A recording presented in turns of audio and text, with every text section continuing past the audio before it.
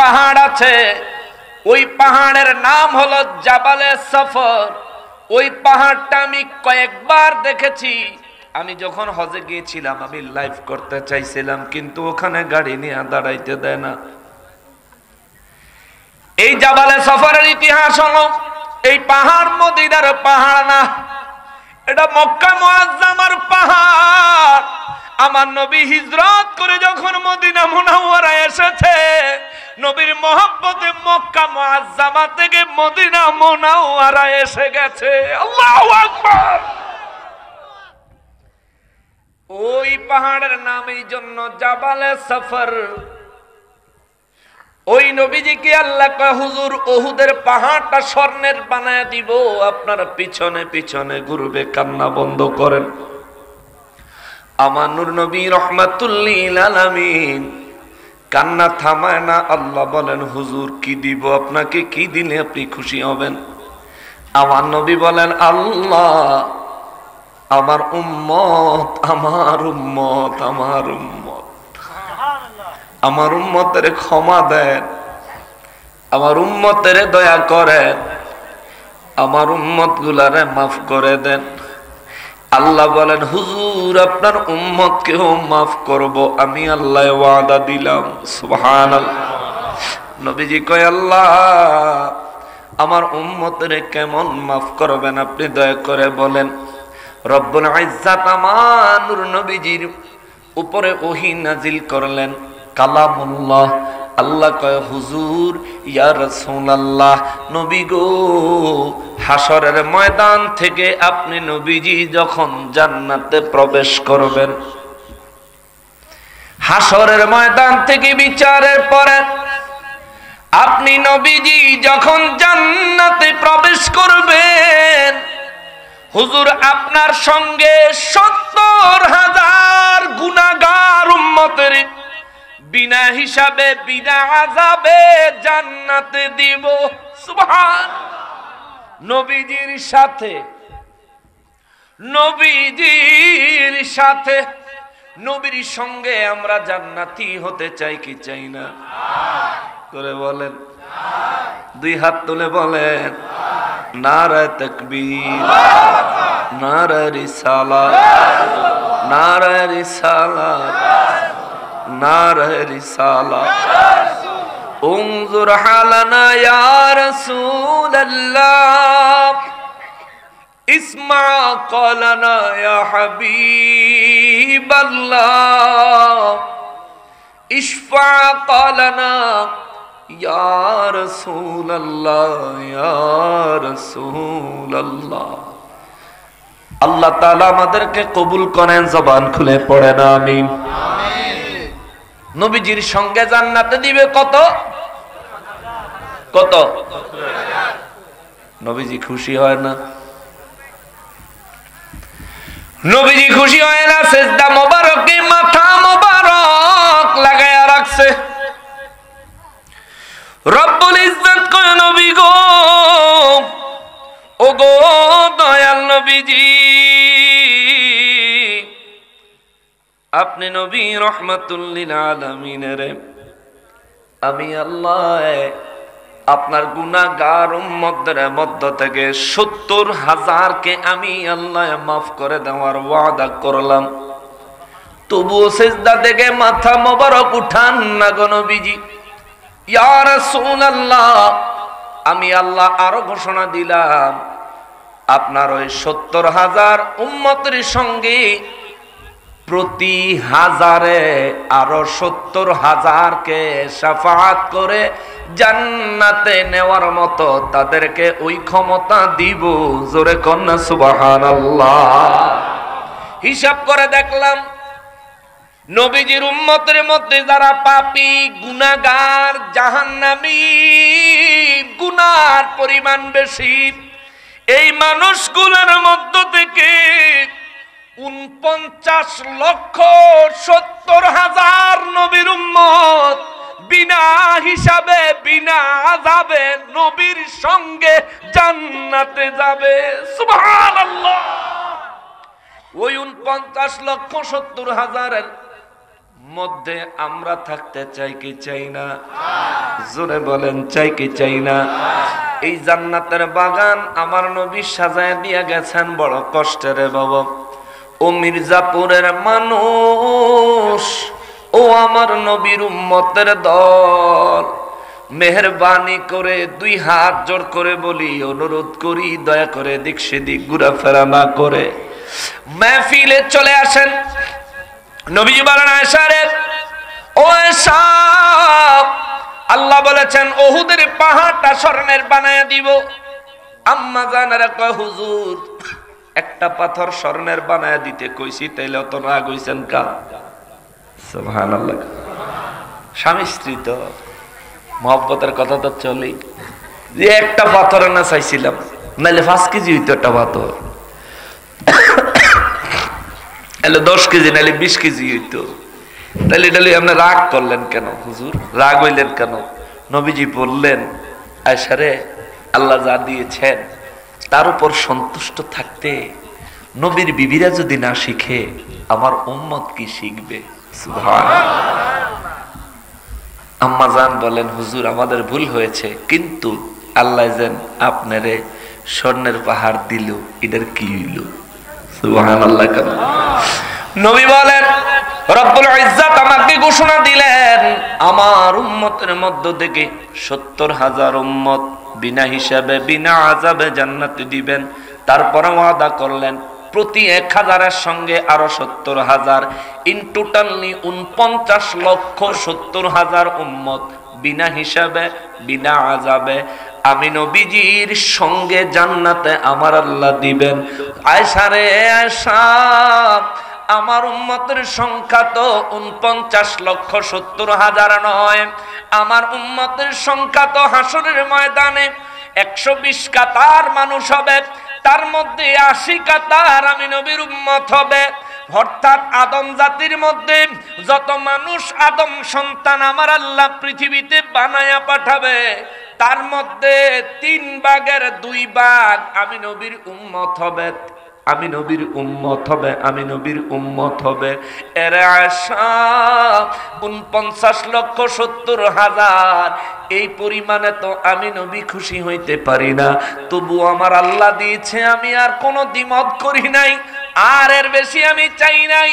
রব্বুল ইজ্জতের দরবারে আরজি করেছি, মালিক আমার সঙ্গে বিনা হিসাবে বিনা আযাবে যাদেরকে জান্নাতে দিবেন, ইয়া রাব্বাল আলামিন আমার কোনো আপত্তি নাই দিয়েন, কিন্তু যেই উহুদের পাহাড়টা স্বর্ণের বানায়া আমি নবীর পিছনে পিছনে ঘুরাইতে চাইছেন, ইয়া রাব্বাল আলামিন ওই জিনিসটা কি আমারে দিবেননি?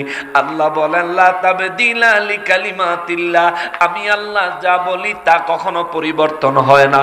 বলেছি উহুদের পাহাড় স্বর্ণের বানায়া আপনি নবীর পিছনে পিছনে ঘুরবে, এই মুহূর্ত থেকে আপনি নবী যেখানে যাবেন উহুদের পাহাড় স্বর্ণের হয়ে আপনার পিছনে পিছনে ঘুরবে। আমার নবী সেজদা মোবারকে কয়, মালিক উহুদের পাহাড় স্বর্ণের হয়ে আমার পিছনে পিছনে ঘুরুক আমি চাই না, তবে উহুদের পাহাড়টা স্বর্ণ হইলে এই স্বর্ণ আপনার ওয়াস্তে দান করলে যেই সওয়াব পাওয়া যাইতো, এই সওয়াবগুলি আমার উম্মতের হাসরের ময়দানে মুক্তির জন্য আপনার দরবারে জমা দিলাম। আল্লাহু আকবার।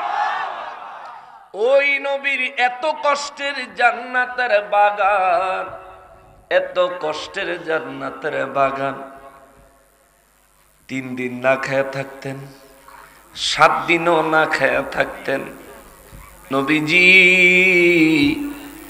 আমার নবীজির সামনে একদিন আম্মা জান হযরতে মা ফাতেমাতুজ জাহরা রাদিয়াল্লাহু তাআলা আনহা, তিনি একদিন নবীজির জন্য একটা রুটি বানাইলেন। রুটি বানাইছে একটা, কয়টা? একটা। অনেক ক্ষুধা পেটে একটা রুটি বানায় মা ফাতেমা রাদিয়াল্লাহু তাআলা আনহা আমার নূর নবীজির জন্য নিয়ে গেলেন। নবীজির হাতে রুটিটা তুলে দিলেন, আমার নবীজি রুটিটা হাতে নিলেন।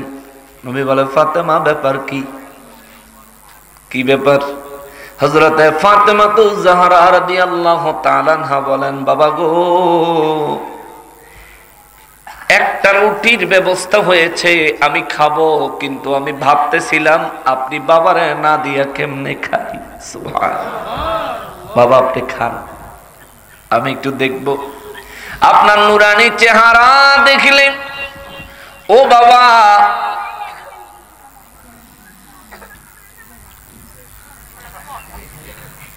বালিশ দিবনি দুইটা? মাশাআল্লাহ মাশাআল্লাহ, মুরব্বী মানুষ তো মনে হয়। হ্যাঁ, ওষুধ টষুধ আপনি বাসায় যান গা, বাজার যান গা, যান গা, গিয়ে ঘুমাইলাম কদ্দুর।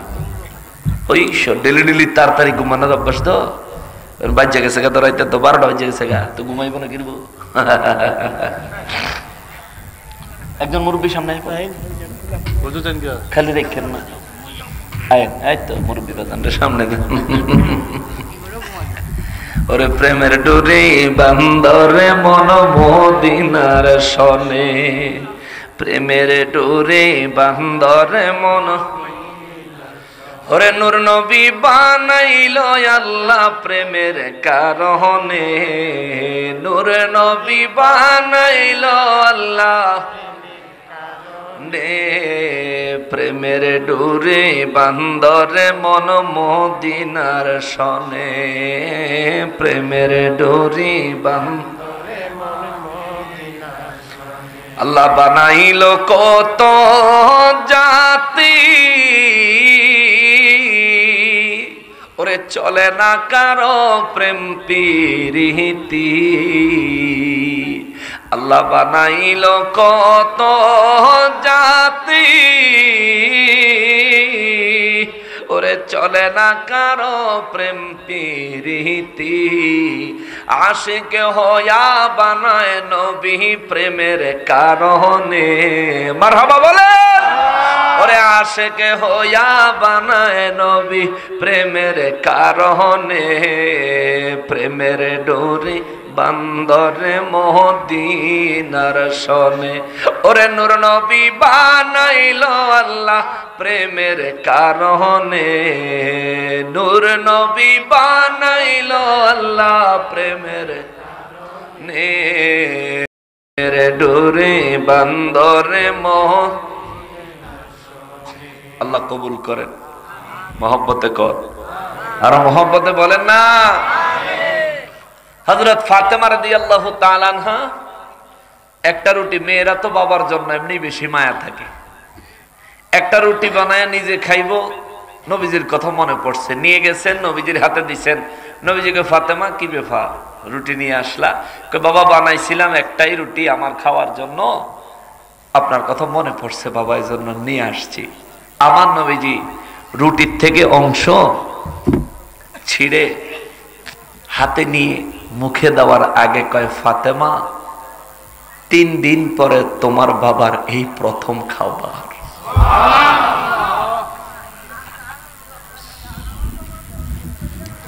কি কষ্ট করে গেছেন, কি কষ্ট নবীজি করছেন। ফোরাত নদীর তীরে আহলে বাইত যখন শহীদ হয়, ইমাম হোসেন রাদিয়াল্লাহু ডাক দিয়া কইছিল, এ ইয়াজিদ বাহিনীরা, ফোরাত নদীর পানি আমারে দিবি না?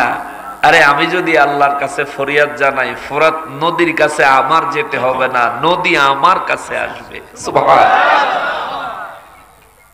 কিন্তু মায় আল্লাহর কাছে ওয়াদা দিছে, নানার উম্মতের জন্য কুরবানি দিবে, কুরবান হয়ে যাব। কিন্তু কে আছো জান্নাতে যাবা, হুসাইনের পক্ষে দাঁড়াও, নগদ জান্নাত পেয়ে যাবে। সুবহানাল্লাহ।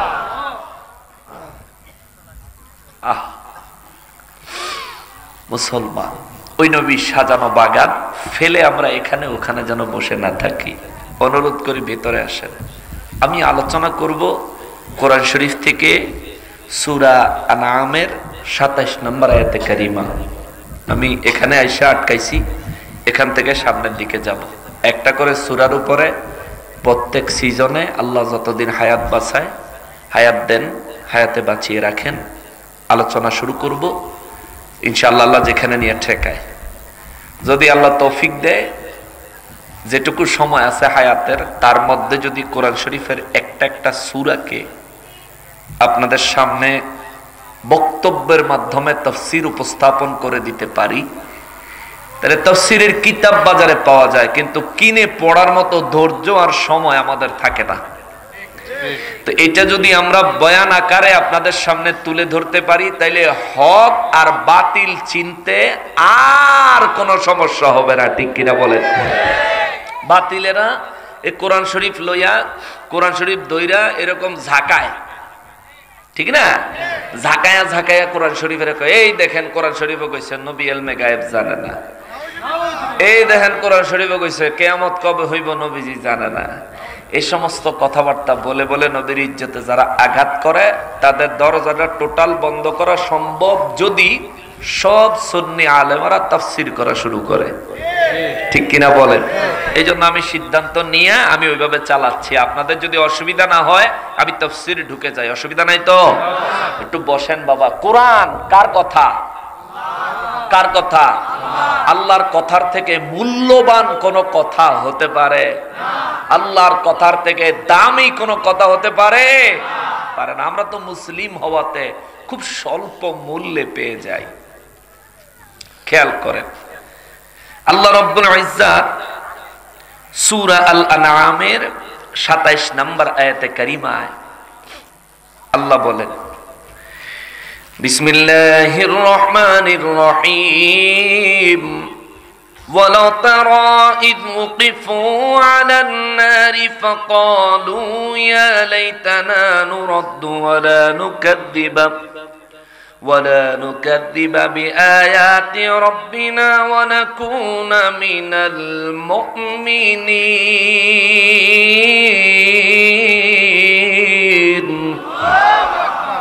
রব্বুল ইজ্জাত বলেন, নবী গো, ওয়ালাউ তারা, আর আপনি যদি কাফেরদেরকে দেখেন, আপনি যখন কাফেরদেরকে দেখবেন, কাফির বেঈমানদেরকে যখন দেখবেন, ইয ওয়াকিফু আলান নার, আমি আল্লাহ যখন তাদেরকে জাহান্নামের আগুনের কিনারায় দাঁড় করাবো। কাফেরদেরকে, কারে কারে কারে? আপনাদের এলাকায় হিন্দু আছে? আশেপাশে হিন্দুরা আছেন? হিন্দু বাড়িতে মাইকের আওয়াজ যায়? আমার হিন্দু ভাই, আমার হিন্দু বোন, আমার হিন্দু মা, আমার হিন্দু বাবা, আপনাদের দৃষ্টি আকর্ষণ করছি, একটু খেয়াল করবেন। বৌদ্ধ আছে? বুদ্ধ? খ্রিস্টান আছে? নাই। ইহুদি না সারা? তাহলে হিন্দুরাই বেশিরভাগ, ফাঁকে ফাঁকে খ্রিস্টান মিস্টান থাকতে পারে। আর ওহাবালিরা তো ওহাবি নাই? আচ্ছা আচ্ছা, দুই সাইডে বলো আছে জায়গায় জায়গায়। আচ্ছা আচ্ছা, অসুবিধা নেই, অসুবিধা নেই। আমার হিন্দু ভাইয়েরা, ও খ্রিস্টান ভাইয়েরা, ইহুদি ভাইয়েরা, নাসারা ভাইয়েরা, আপনাদের এই এলাকায় হিন্দু ছাড়া অন্য জাতি নাও থাকতে পারে, কিন্তু আমার বয়ানটা ইন্টারনেটের মাধ্যমে যেহেতু যাবে, যে কোনো ধর্মাবলম্বী মানুষই দেখতে পারবে, ঠিক কিনা?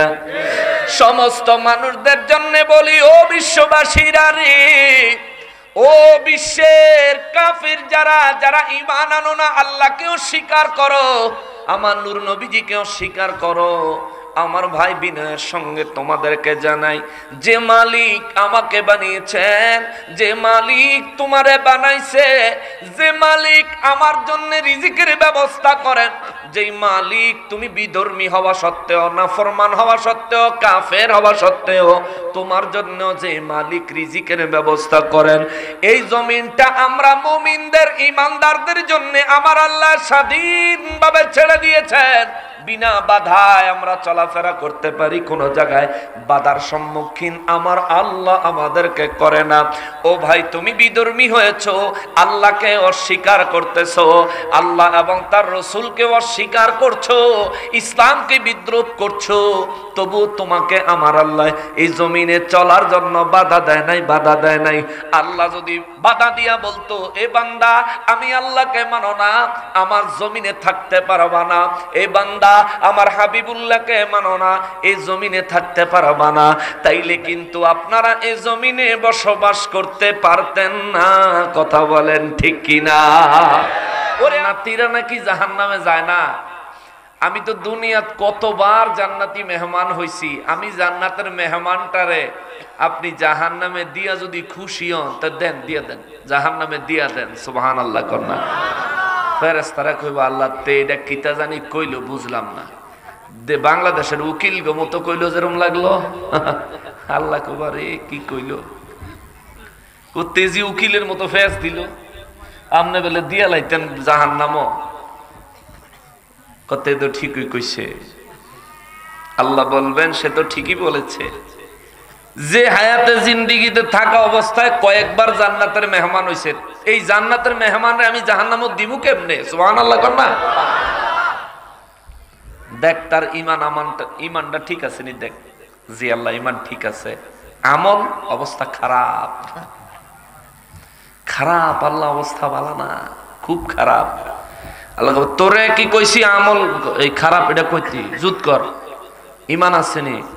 জি আল্লাহ ইমান আছে। তুমি কার উম্মত? তোমার নবীর নাম কি? আল্লাহ আমার নবীর নাম মুহাম্মদ মুস্তাফা আহমদ মুজতাবা সাল্লাল্লাহু আলাইহি ওয়াসাল্লাম। সুবহানাল্লাহ। আল্লাহ আমার হাবিবের উম্মত নি? জি আল্লাহ। কারো কাছে কইস না জায়গা? জোরে কইলেন না? জোরে কইলেন না? কোন দিকে চাইস না, কারো লগে কত কইস না, কেউ জিগাইলেও কিছু কইস না, খালি চুপচাপ জায়গা। সুবহানাল্লাহ কন্যা। এটা হচ্ছে সুযোগ। এটা কেন হারাবেন? যারা বাইরে আছেন কেন হারাবেন? চলে আসেন না ভাই। এই মজলিসটা তৈরি করে দিয়ে যাইতে আমার নবীজি জীবনে 63 বছর গিয়েছে, এমন কোন একটা দিন নাই যে আমার নবীজি কাঁদেন নাই। এমন কোন একটা মুনাজাত নাই যে আমার নবীজি কাঁদেন নাই। ঠিক মতো খাইতে পারেন নাই। যারা না বানাইলে আল্লাহ খানা বানাইতো না। সে নবী দিনের পর দিন না খাইয়াছিলেন। আম্মা জানেরা বলেন হুজুর ইয়া রাসূলুল্লাহ 7 দিন হলো নবীজির খবর নাই। আম্মা জানদের ঘরে চুলায় আগুন জ্বলে না, খাবারের চিন্তা নাই, চিন্তা হলো নবীর। জোরে কন্যা সুবহানাল্লাহ। হ্যাঁ রে আল্লাহ রসুল কোথায় গেলেন? 7 দিন পরে নবীজি ফিরে আসলেন। এর ভিতরে আম্মা জানেরা বসে একটা মিটিং করলেন। আম্মা জানরা বসে একসাথে সিদ্ধান্ত নিলেন যে নবীজি রহমাতুল লিল আলামিন, যারা না বানাইলে আল্লাহ কিছু বানাইতো না। এবার নবীজি যখন ফিরে আসবেন তখন আমরা নবীজির কাছে দাবি জানাবো, নবীজি যেন আল্লাহরে কয়, নবীজির জন্য আল্লাহ একটা মাঝারি সাইজের পাথরের স্বর্ণ বানায় দিত, নবীজি এইটা আমাদের ঘরে রাইখা যাবেন, যেখানেই যান আমরা এখান থেকে বাইঙ্গা বাইঙ্গা কদ্দুর কদ্দুর বেচমু আর খাইমু। জোরে কন্যা সুবহানাল্লাহ। এটা কি অন্যায় আবদার? এটা কি অন্যায় আবদার? বিলাসিতার জন্য চায় নাই তো। আমার দেশের মা বোনদেরকে স্বামীরা সবকিছু দেওয়ার পরেও আইফোন কিনা দেয় না কেরে? 3000 টাকায় শাড়ি কিনতে পারে, 30,000 টাকা দিয়ে কিনে দেয় না কেন? স্বামীর তৌফিক আছে না নাই সেদিকে খেয়াল করে না। এই সমস্ত ব্যাপারে ইস্যু ধরে, ইস্যু দইরা বাপের বাইত গেলে নানিরা বুদ্ধি দেয়, দাদিরা বুয়া বুদ্ধি দেয়, নানায় কয় তুই এটার লাথি দিয়ে থুই আই বল। ঠিক কিনা কর? তোরা একটা কথা বালা জায়গাত দিয়ে দিব। এই মাইয়াটার মাথাটা খারাপ করে ফ্যামিলির মুরব্বী কিছু বদমাইশ আছে তারা। ঠিক কিনা বলেন? হে মিয়া মাইয়া বিয়ে দিছেন, নাতিন বিয়ে দিছেন, বিয়ে দিছেন মানে দিছি মানে দিছি, দিছি মানে দিছি। যতক্ষণ তোর জানের হুমকি না আইব ততক্ষণ কষ্ট করে তুই সংসার করবি। আর যদি কসবেলে তোরে জানে মাইরে লইব তাইলে আমরা একটা ব্যবস্থা নিব। ঠিক কিনা বল? এই ধরনের শিক্ষা পরিবার থেকে দিতে হবে। আম্মা জানেরা একত্রিত হয়ে সবাই মিলে সিদ্ধান্ত নিলেন নূর নবী রাহমাতুল লিল আলামিন আসলে আমরা নবীজির কাছে আরজি জানাবো, হুজুর নবী গো, হঠাৎ করে সময় সময় আপনি কোথায় কোথায় চলে যান, উম্মতের মায়া আপনার অন্তরে আসলে বাড়িতে আপনি বিছানায় পিঠ লাগাইতে পারেন না। ইয়া রাসূলুল্লাহ, আপনি যখন চলে যান গো নবীজি, আমাদের খানা খাতে বড় কষ্ট হয়। নবীজির বিবি রাহমাতুল লিল আলামিনের স্ত্রী হওয়ার কারণে আমরা কারো কাছে সাহায্য চাইতে পারি না, কারো কাছে যাইতে পারি না। মায়ার নবী গো, 7 দিন ধরে আপনি উপস্থিত নাই গো নবীজি। ইয়া রাসূলুল্লাহ, আমাদের ঘরের মধ্যে কোনো খাবার নাই। ও দয়াল নবীজি, রব্বুল ইজ্জতের কাছে আপনি একটা মুনাজাত করেন, দোয়া করেন নবীজি, আল্লাহ যেন একটা পাথর স্বর্ণের বানায় দেয়। ওই স্বর্ণের পাথরটা আপনি আমাদেরকে ঘরে দিয়ে গেলে আমার নবী রাহমাতুল লিল আলামিনের কয়, হুজুর তাইলে আমাদের খাবার দাবারের আর কোনো কষ্ট আমাদের হবে না, খাবার দাবার সবকিছু ঠিকঠাক মতো চলবে। নবীজি রাহমাতুল লিল আলামিন আম্মা জানদের জবানে কথাটা শুনে আমার নবীজি বড় কষ্ট পাইলেন, বড় কষ্ট পাইয়া গেলেন। আবার নবীজি বললেন, যেইভাবে যেই হালতে যেই অবস্থা আছে এই অবস্থাতেই জীবন কাটাইতে হবে। যদি তোমাদের পক্ষে ধৈর্য ধারণ করা সম্ভব না হয়, তাইলে তোমরা তোমাদের মতো করে সিদ্ধান্ত নিতে পারো। জোরে কন্যা সুবহানাল্লাহ। রব্বুল ইজ্জত আয়াতে কারিমা নাজিল করে দিলেন। আল্লাহ বলেন, হুজুর দয়ার নবী গো, আপনি তাদেরকে সিদ্ধান্ত নেওয়ার দায়িত্ব যেহেতু দিয়েছেন, ও নবী তাদেরকে আরেকটু খোলাখুলি বলে দেন, বলেন তারা কে কি চায় তারা যেন আপনাকে জানায়, তারা কে কি চায় আপনাকে যেন জানায়।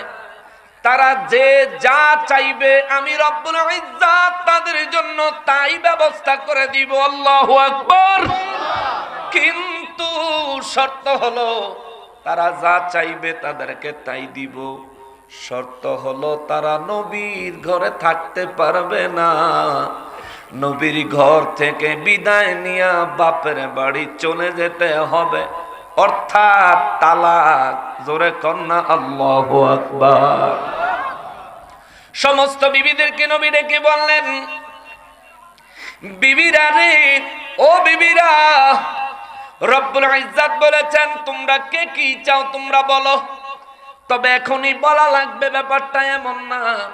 আমার মা বোনেরা গো, মির্জাপুরের মায়েরা, ও আমার হবিগঞ্জের মায়েরা, মনোযোগ দিয়া শুনে, স্বামীর কাছে কোনো জিনিস চাইলে বিনয়ের সাথে চাইবেন। যদি স্বামী দিতে তৌফিক থাকে দিবে, যদি না দিতে পারে মা মনে কষ্ট নিয়েন না, অন্য ধরনের খারাপ আচরণ করিয়েন না। নূর নবী রাহমাতুল লিল আলামিন বলেন, এখনই সিদ্ধান্ত নিতে হবে, ব্যাপারটা এমন না। যাও যাও যাও, তোমরা তোমাদের বাবার বাড়ি যাও, পরিবারের লোকজনদের সাথে বসো। পরিবারের লোকেরা তোমাদেরকে যেইভাবে বুদ্ধি দেয়, পরামর্শ দেয়, যা চাইতে বলে সবার সঙ্গে পরামর্শ করে এসে আমার কাছে তোমরা চাও। আমার কাছে চাইলে যা চাইবা তোমাদেরকে তাই দেওয়া হবে। সিদ্ধান্ত কার? জোরে কোন কার? আল্লাহ পারেনি? পারেনি? পারেনি? আল্লাহ পারেন না এমন কোন ব্যাপার? কুন ফায়াকুন, যা কিছু আল্লাহ করতে চায় আল্লাহ শুধু বলেন হও, সঙ্গে সঙ্গে হয়ে যায়। আমার নবী রাহমাতুল লিল আলামিনের নুরানি জবান মোবারক নিয়ে আমার আল্লাহ যখন এই কথা জানালেন, সমস্ত বিবিরা, আমাদের আম্মা জানেরা, আজওয়াজে মুতাহহারাতেরা আমার দয়াল নবীজির কদম মোবারকে পড়ে গেছেন। ইয়া রাসূলুল্লাহ, নবী গো, আমরা তো এমন ভাবে চাই নাই, ও নবী আমাদেরকে দিতেই হবে এমন আমরা চাই না, আমাদের কিচ্ছু লাগবে না, দুনিয়া লাগবে না, খাবার দাবার কাপড় চোপড় কিচ্ছু লাগবে না, আমরা শুধু আল্লাহ এবং তার রাসূলকে চাই। জোরে কোন সুবহানাল্লাহ। আমরা শুধু আল্লাহ এবং তার রাসূলকে চাই। আমার নবী রাহমাতুল লিল আলামিন সমস্ত আম্মা জানদেরকে বসাইয়া নবী বলেন, বিবিরারে কোন জায়গা থেকে আসলাম, কোথা থেকে আসলাম, কি করে আসলাম, 7 দিন কোথায় ছিলাম, আগে খবর নিলা না? নিজেদের কথাটা তোমরা আগে জানায় দিলা, রিপিটটা কমায় দিতে হবে। নিজেদের খবরটা, নিজেদের চাহিদা, নিজেদের অভাবটা তোমরা আগে জানায় দিলা। সব বিবিরা একত্রিত হয়ে নবীর খেদমতে তাশাহুদের মতো নিজের পা গুলো ভাঁজ করে নবীজির সামনে বসে গেলেন। নবীজিকে জিজ্ঞেস করলেন, ইয়া রাসূলুল্লাহ, আপনি দয়া করে বলেন, আমাদেরকে জানান, হুজুর আপনি 7 দিন কোথায় ছিলেন? নবী আমার রাহমাতুল লিল আলামিন বলেন, ও আজওয়াজে মুতাহারাতেরা রে, আমি নবীর অন্তর মোবারকে উম্মতের মায়ার কথা যখন চিন্তায় আসে রে, আমি রাহমাতুল লিল আলামিন আর ঠিক থাকতে পারি না, আমি পাহাড়ের গুহায় চলে গেছি। উম্মতের মায়ায় আল্লাহর কুদরতের দরবারে সিজদা মোবারক দিয়ে কেঁদেছি। তোমরা আমার কাছে একটা পাথর স্বর্ণের চাইলা, আমার আল্লাহ আমার কান্নায় এত খুশি হয়েছে।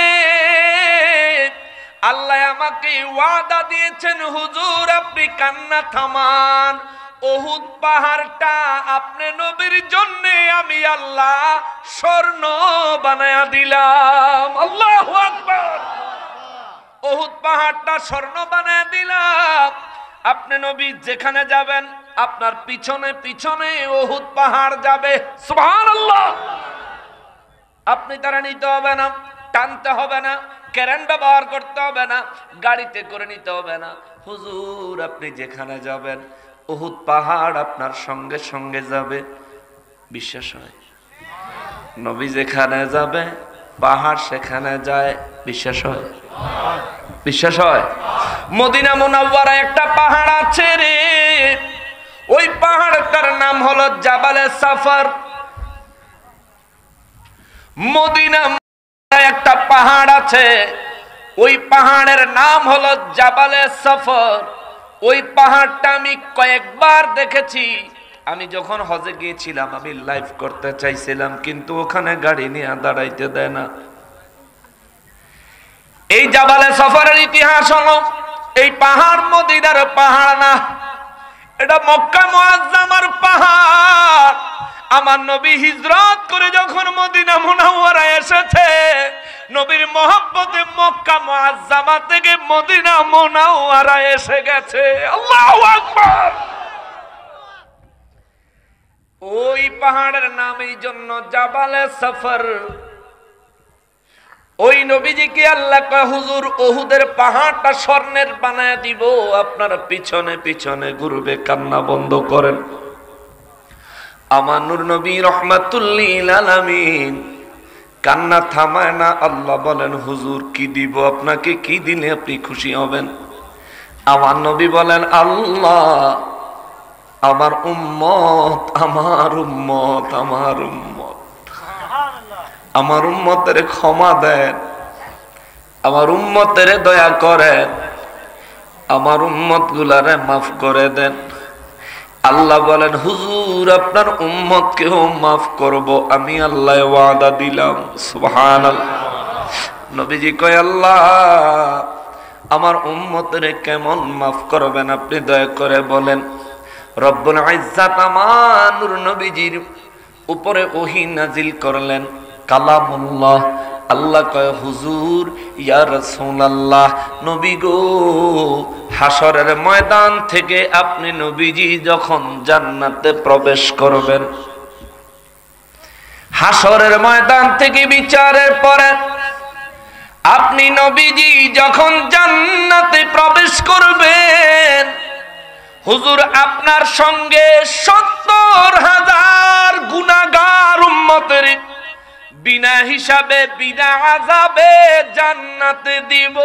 সুবহান। নবীজির সাথে নবীর সঙ্গে আমরা জান্নাতি হতে চাই কি চাই না?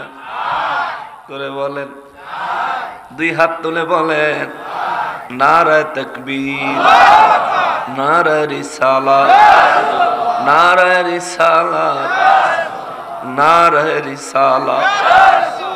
উনজুর হালানা ইয়া রাসূলুল্লাহ, ইসমা ক্বালানা ইয়া হাবিবাল্লাহ, ইশফা ক্বালানা ইয়া রাসূলুল্লাহ, ইয়া রাসূলুল্লাহ। আল্লাহ তাআলা আমাদেরকে কবুল করেন। জবান খুলে পড়েন আমিন। নবীজির সঙ্গে জান্নাতে দিবে কত কত? নবীজি খুশি হয় না? নবীজি খুশি হয় না? সিজদা মোবারকে মাথা মোবারক লাগায়া রাখছে। রব্বুল ইজ্জত কয়, নবী গো, ও গো দয়াল নবীজি, আপনি নবী রহমাতুল লিল আলামিনের, আমি আল্লাহ আপনার গুনাহগার উম্মতদের মধ্য থেকে ৭০,০০০কে আমি আল্লাহ মাফ করে দেওয়ার ওয়াদা করলাম। তবুও সিজদা থেকে মাথা মোবারক উঠান না গো নবীজি। ইয়া রাসূলুল্লাহ, আমি আল্লাহ আরো ঘোষণা দিলাম, আপনার ওই ৭০,০০০ উম্মতের সঙ্গে প্রতি হাজারে আরো ৭০,০০০কে শাফাআত করে জান্নাতে নেওয়ার মতো তাদেরকে ওই ক্ষমতা দিব। জোরে কন্যা সুবহানাল্লাহ। হিসাব করে দেখলাম, নবীজির উম্মতের মধ্যে যারা পাপী, গুনাহগার, জাহান্নামী, গুনার পরিমাণ বেশি, এই মানুষগুলোর মধ্য থেকে ৪৯,৭০,০০০ নবীর উম্মত বিনা হিসাবে বিনা আযাবে নবীর সঙ্গে জান্নাতে যাবে। সুবহানাল্লাহ। ওই ৪৯,৭০,০০০ মধ্যে আমরা থাকতে চাই কি চাই না? জোরে বলেন, চাই কি চাই না? এই জান্নাতের বাগান আমার নবী সাজায় দিয়ে গেছেন বড় কষ্টের বাবা। ও মির্জাপুরের মানুষ, ও আমার নবীর উম্মতের দল, মেহেরবানি করে ২ হাত জোর করে বলি, অনুরোধ করি, দয়া করে দিক সেদিক ঘোরাফেরা না করে মাহফিলে চলে আসেন। নবীজি বলেন, আয়েশা রে, ও আয়েশা, আল্লাহ বলেছেন উহুদের পাহাড়টা স্বর্ণের বানায়া দিব। আম্মা জানেরা কয়, হুজুর একটা পাথর স্বর্ণের বানায়া দিতে কইছি, তাইলে অত রাগ হইছেন কা? সুবহানাল্লাহ। স্বামী স্ত্রী তো মহব্বতের কথা তো চলেই, যে একটা পাথর না চাইছিলাম, নাইলে ৫ কেজি হইতো একটা পাথর, এলে ১০ কেজি, নাইলে ২০ কেজি হইতো। তাহলে এটা আপনি রাগ করলেন কেন হুজুর? রাগ হইলেন কেন? নবীজি বললেন, আয়েশা রে, আল্লাহ যা দিয়েছেন তার উপর সন্তুষ্ট থাকতে নবীর বিবিরা যদি না শিখে, আমার উম্মত কি শিখবে? সুবহানাল্লাহ। আম্মা জান বলেন, হুজুর আমাদের ভুল হয়েছে, কিন্তু আল্লাহ যেন আপনারে স্বর্ণের পাহাড় দিল, এটার কি হইল? সুবহানাল্লাহ। নবী বলেন, রব্বুল ইজ্জত আমাকে ঘোষণা দিলেন, আমার উম্মতের মধ্য থেকে ৭০,০০০ উম্মত বিনা হিসাবে বিনা আযাবে জান্নাতে দিবেন। তারপরে ওয়াদা করলেন প্রতি ১,০০০-এর সঙ্গে আরো ৭০,০০০, ইন টোটালি ৪৯,৭০,০০০ উম্মত বিনা হিসাবে বিনা আযাবে আমি নবীজির সঙ্গে জান্নাতে আমার আল্লাহ দিবেন। আয়েশা রে আয়েশা, আমার উম্মতের সংখ্যা তো ৪৯,৭০,০০০ নয়, আমার উম্মতের সংখ্যা তো হাসরের ময়দানে ১২০ কাতার মানুষ হবে, তার মধ্যে ৮০ কাতার আমি নবীর উম্মত হবে। অর্থাৎ আদম জাতির মধ্যে যত মানুষ আদম সন্তান আমার আল্লাহ পৃথিবীতে বানায়া পাঠাবে, তার মধ্যে 3 ভাগের 2 ভাগ আমি নবীর উম্মত হবে, আমি নবীর উম্মত হবে, আমি নবীর উম্মত হবে। এর আশা 49,70,000 এই পরিমাণে তো আমি নবী খুশি হইতে পারি না, তবু আমার আল্লাহ দিয়েছে, আমি আর কোনো দ্বিমত করি নাই, আর এর বেশি আমি চাই নাই। রব্বুল ইজ্জাতের দরবারে আরজি করেছি, মালিক আমার সঙ্গে বিনা হিসাবে বিনা আযাবে যাদেরকে জান্নাতে দিবেন, ইয়া রাব্বাল আলামিন আমার কোনো আপত্তি নাই দিয়েন, কিন্তু যেই উহুদের পাহাড়টা স্বর্ণের বানায়া আমি নবীর পিছনে পিছনে ঘুরাইতে চাইছেন, ইয়া রাব্বাল আলামিন ওই জিনিসটা কি আমারে দিবেননি? আল্লাহ বলেন, লা তাবদীলা লিকালিমাতিল্লাহ, আমি আল্লাহ যা বলি তা কখনো পরিবর্তন হয় না। বলেছি উহুদের পাহাড় স্বর্ণের বানায়া আপনি নবীর পিছনে পিছনে ঘুরবে, এই মুহূর্ত থেকে আপনি নবী যেখানে যাবেন উহুদের পাহাড় স্বর্ণের হয়ে আপনার পিছনে পিছনে ঘুরবে। আমার নবী সেজদা মোবারকে কয়, মালিক উহুদের পাহাড় স্বর্ণের হয়ে আমার পিছনে পিছনে ঘুরুক আমি চাই না, তবে উহুদের পাহাড়টা স্বর্ণ হইলে এই স্বর্ণ আপনার ওয়াস্তে দান করলে যেই সওয়াব পাওয়া যাইতো, এই সওয়াবগুলি আমার উম্মতের হাসরের ময়দানে মুক্তির জন্য আপনার দরবারে জমা দিলাম। আল্লাহু আকবার। ওই নবীর এত কষ্টের জান্নাতের বাগান, এত কষ্টের জান্নাতের বাগান, 3 দিন না খেয়ে থাকতেন, 7 দিনও না খেয়ে থাকতেন। নবীজি, আমার নবীজির সামনে একদিন আম্মাজান হযরতে মা ফাতেমাতুজ জাহরা রাদিয়াল্লাহু তাআলা আনহা, তিনি একদিন নবীজির জন্য একটা রুটি বানাইলেন। রুটি বানাইছে একটা, কয়টা? একটা। অনেক ক্ষুধা পেটে একটা রুটি বানায় মা ফাতেমা রাদিয়াল্লাহু তাআলা আনহা আমার নূর নবীজির জন্য নিয়ে গেলেন। নবীজির হাতে রুটিটা তুলে দিলেন, আমার নবীজি রুটিটা হাতে নিলেন। নবী বলে, ফাতেমা ব্যাপার কি? কি ব্যাপার? হযরতে ফাতেমাতুজ জাহরা রাদিয়াল্লাহু তাআলা আনহা বলেন, বাবা গো, একটা রুটির ব্যবস্থা হয়েছে, আমি খাবো, কিন্তু আমি ভাবতেছিলাম আপনি বাবারে না দিয়া কেমনে খাই। সুবহানাল্লাহ। বাবা আপনি খান, আমি একটু দেখব আপনার নুরানি চেহারা দেখলে। ও বাবা,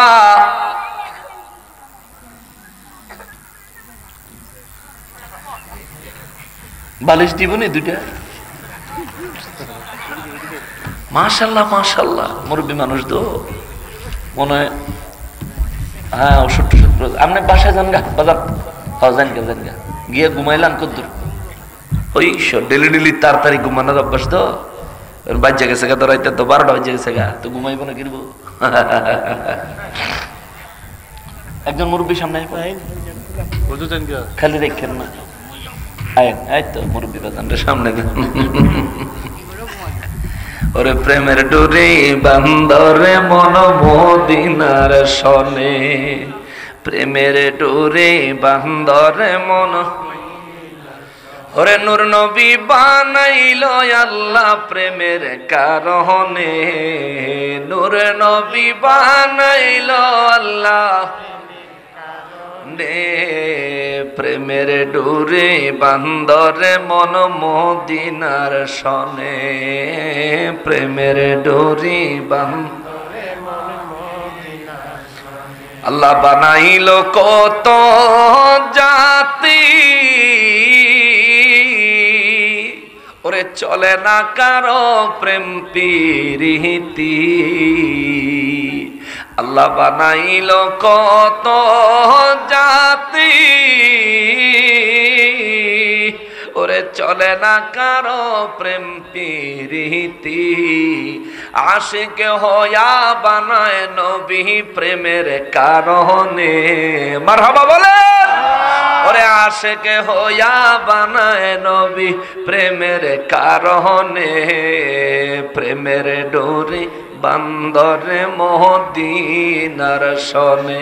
ওরে নূর নবী বানাইলো আল্লাহ প্রেমের কারণে, নূর নবী বানাইলো আল্লাহ প্রেমের কারণে, রে ডোরে বান্দরে আল্লাহ কবুল করেন। মহব্বতে কর, আর মহব্বতে বলেন না।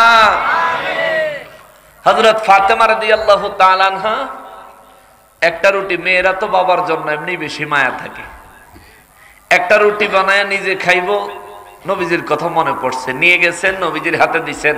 নবীজিকে ফাতেমা কি ব্যাপার রুটি নিয়ে আসলা? কই বাবা বানাইছিলাম একটাই রুটি আমার খাওয়ার জন্য, আপনার কথা মনে পড়ছে বাবা এই জন্য নিয়ে আসছি।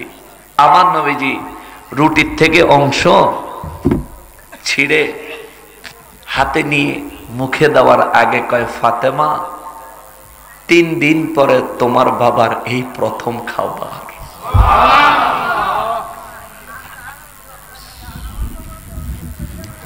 কি কষ্ট করে গেছেন, কি কষ্ট নবীজি করছেন। ফোরাত নদীর তীরে আহলে বাইত যখন শহীদ হয়, ইমাম হোসেন রাদিয়াল্লাহু ডাক দিয়া কইছিল, এ ইয়াজিদ বাহিনীরা, ফোরাত নদীর পানি আমারে দিবি না? আরে আমি যদি আল্লাহর কাছে ফরিয়াদ জানাই, ফোরাত নদীর কাছে আমার যেতে হবে না, নদী আমার কাছে আসবে। সুবহানাল্লাহ। কিন্তু মায় আল্লাহর কাছে ওয়াদা দিছে নানার উম্মতের জন্য কুরবানি দিবে, কুরবান হয়ে যাব। কিন্তু কে আছো জান্নাতে যাবা, হুসাইনের পক্ষে দাঁড়াও, নগদ জান্নাত পেয়ে যাবে। সুবহানাল্লাহ।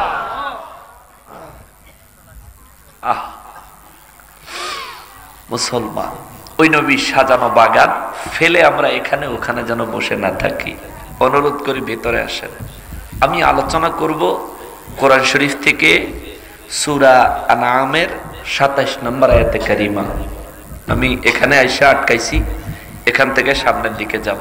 একটা করে সূরার উপরে প্রত্যেক সিজনে আল্লাহ যতদিন হায়াত বাঁচায়, হায়াত দেন, হায়াতে বাঁচিয়ে রাখেন, আলোচনা শুরু করব ইনশাআল্লাহ। আল্লাহ যেখানে নিয়ে ঠেকায়, যদি আল্লাহ তৌফিক দেয়, যেটুকু সময় আছে হায়াতের তার মধ্যে যদি কোরআন শরীফের একটা একটা সূরাকে আপনাদের সামনে বক্তব্যের মাধ্যমে তাফসীর উপস্থাপন করে দিতে পারি, তাহলে তাফসীরের কিতাব বাজারে পাওয়া যায়, কিন্তু কিনে পড়ার মতো ধৈর্য আর সময় আমাদের থাকে না। তো এটা যদি আমরা বয়ান আকারে আপনাদের সামনে তুলে ধরতে পারি, তাইলে হক আর বাতিল চিনতে আর কোনো সমস্যা হবে না। ঠিক কিনা বলেন? বাতিলেরা এই কোরআন শরীফ লইয়া, কোরআন শরীফ দইরা এরকম ঝাঁকায়, ঠিক না? ঝাঁকায়া ঝাঁকায়া কোরআন শরীফের এই দেখেন কোরআন শরীফে কইছে নবী ইলমে গায়েব জানে না, এই দেখেন কোরআন শরীফে কইছে কিয়ামত কবে হইব নবীজি জানে না। এই সমস্ত কথাবার্তা বলে বলে নবীর ইজ্জতে যারা আঘাত করে, তাদের দরজাটা টোটাল বন্ধ করা সম্ভব যদি সব সুন্নি আলেমরা তাফসীর করা শুরু করে। ঠিক কিনা বলেন? এই জন্য আমি সিদ্ধান্ত নিয়ে আমি ওইভাবে চালাচ্ছি। আপনাদের যদি অসুবিধা না হয় আমি তাফসীর ঢুকে যাই, অসুবিধা নাই তো? একটু বসেন বাবা। কোরআন কার কথা? কার কথা? আল্লাহর কথার থেকে মূল্যবান কোন কথা হতে পারে? আল্লাহর কথার থেকে দামি কোন কথা হতে পারে? পারে না। আমরা তো মুসলিম হওয়াতে খুব স্বল্প মূল্যে পেয়ে যাই। খেয়াল করেন, আল্লাহ রাব্বুল ইজ্জাত সূরা আল আনআমের 27 নম্বর আয়াতে কারিমায় আল্লাহ বলেন, বিসমিল্লাহির রহমানির রহিম, ওয়ালাউ তারা ইয উকিফু আলান নারি ফাকালু ইয়া লাইতানা নুরাদ্দু ولا نكذب بآيات ربنا ونكون من المؤمنين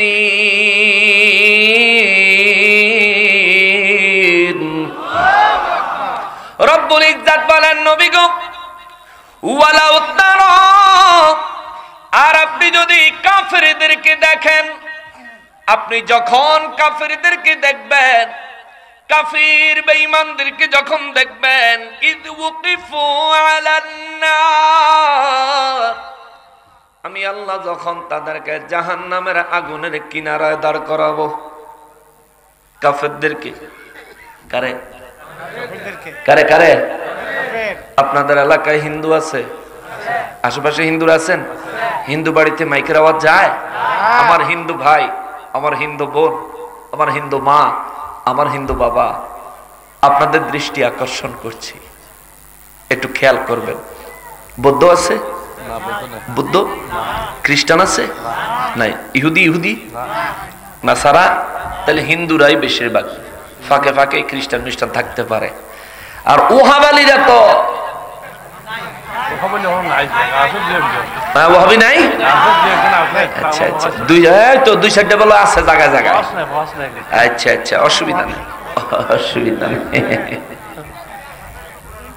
আমার হিন্দু ভাইয়ারা, ও খ্রিস্টান ভাইয়ারা, ইহুদি ভাইয়ারা, নাসারা ভাইয়ারা, আপনাদের এই এলাকায় হিন্দু ছাড়া অন্য জাতি নাও থাকতে পারে, কিন্তু আমার বয়ানটা ইন্টারনেটের মাধ্যমে যেহেতু যাবে, যে কোনো ধর্মাবলম্বী মানুষই দেখতে পারবে, ঠিক কিনা?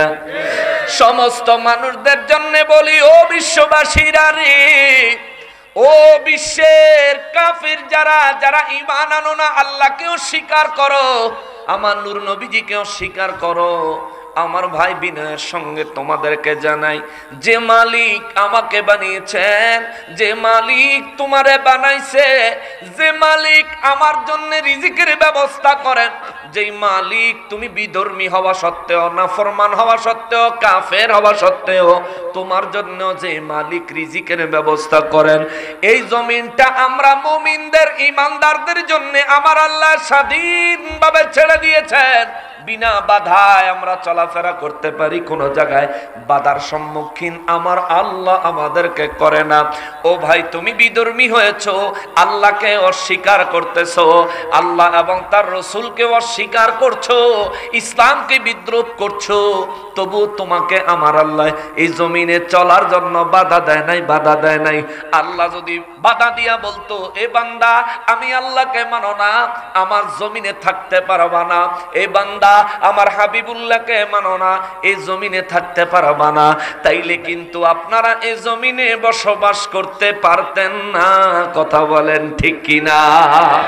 ওরে আমার ভাই, রব্বুল ইজ্জত বলেন, বিশ্বের কাফের বেঈমানগুলো যখন হাসরের ময়দান থেকে জাহান্নামের আগুনের কিনারে যখন তাদেরকে দাঁড় করাবে, জাহান্নামের দিকে তাকায়া যখন জাহান্নামের শাস্তি তারা নিজের চোখে দেখবে, মোটা মোটা শিকল, বড় বড় হাতুড়ি, আযাবের আরো কত সরঞ্জাম, আগুন দাউ দাউ করে জ্বলছে, ওই জাহান্নামের কিনার থেকে যখন জাহান্নামের দিকে নজর দিয়ে দেখবেন, রব্বুল ইজ্জত কয়, ওয়ালাউ তারা, হুজুর ওই অবস্থাটা যখন আপনি দেখবেন, ওই অবস্থাটা যদি আপনি দেখতেন, তাদেরকে যখন, কাফের বেঈমানদেরকে যখন জাহান্নামের কিনারে দাঁড় করানো হবে, সেখান থেকে জাহান্নামের দিকে তারা যখন নজর দিবে, ফাকালু, কাফেররা তখন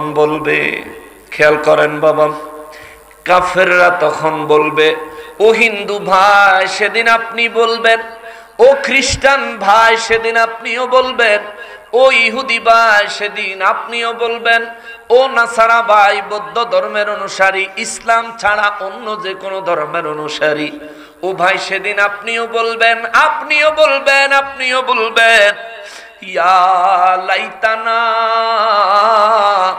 হায় আফসোস, হায় আফসোস, নুরাদ্দু ওয়ালা নুকাযযিবু বিআয়াতি রাব্বিনা, হায় আফসোস, নুরাদ্দু, যদি আজকে জাহান্নামে না দিয়া আল্লাহ আমাদেরকে আবার দুনিয়ায় পাঠাইতো, আবার যদি দুনিয়ায় পাঠাইতো, হায় আফসোস, ওয়ালা নুকাযযিবু বিআয়াতি রাব্বিনা, আমাদের রব, আমাদের প্রতিপালক, আমাদের আল্লাহর কোন নিদর্শন, কোন আয়াতকে কখনোই অস্বীকার করতাম না, কোন আয়াতকে কখনোই মিথ্যা প্রতিপন্ন করতাম না।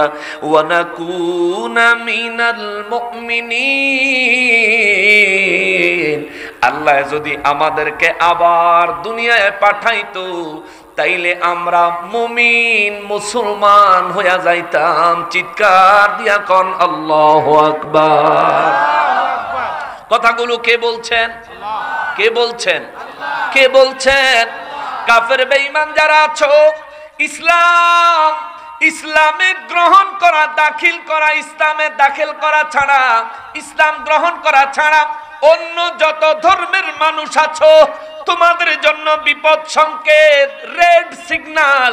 আমার রব্বুল ইজ্জত কয়, নবী গো নবী, আপনি যদি তাদেরকে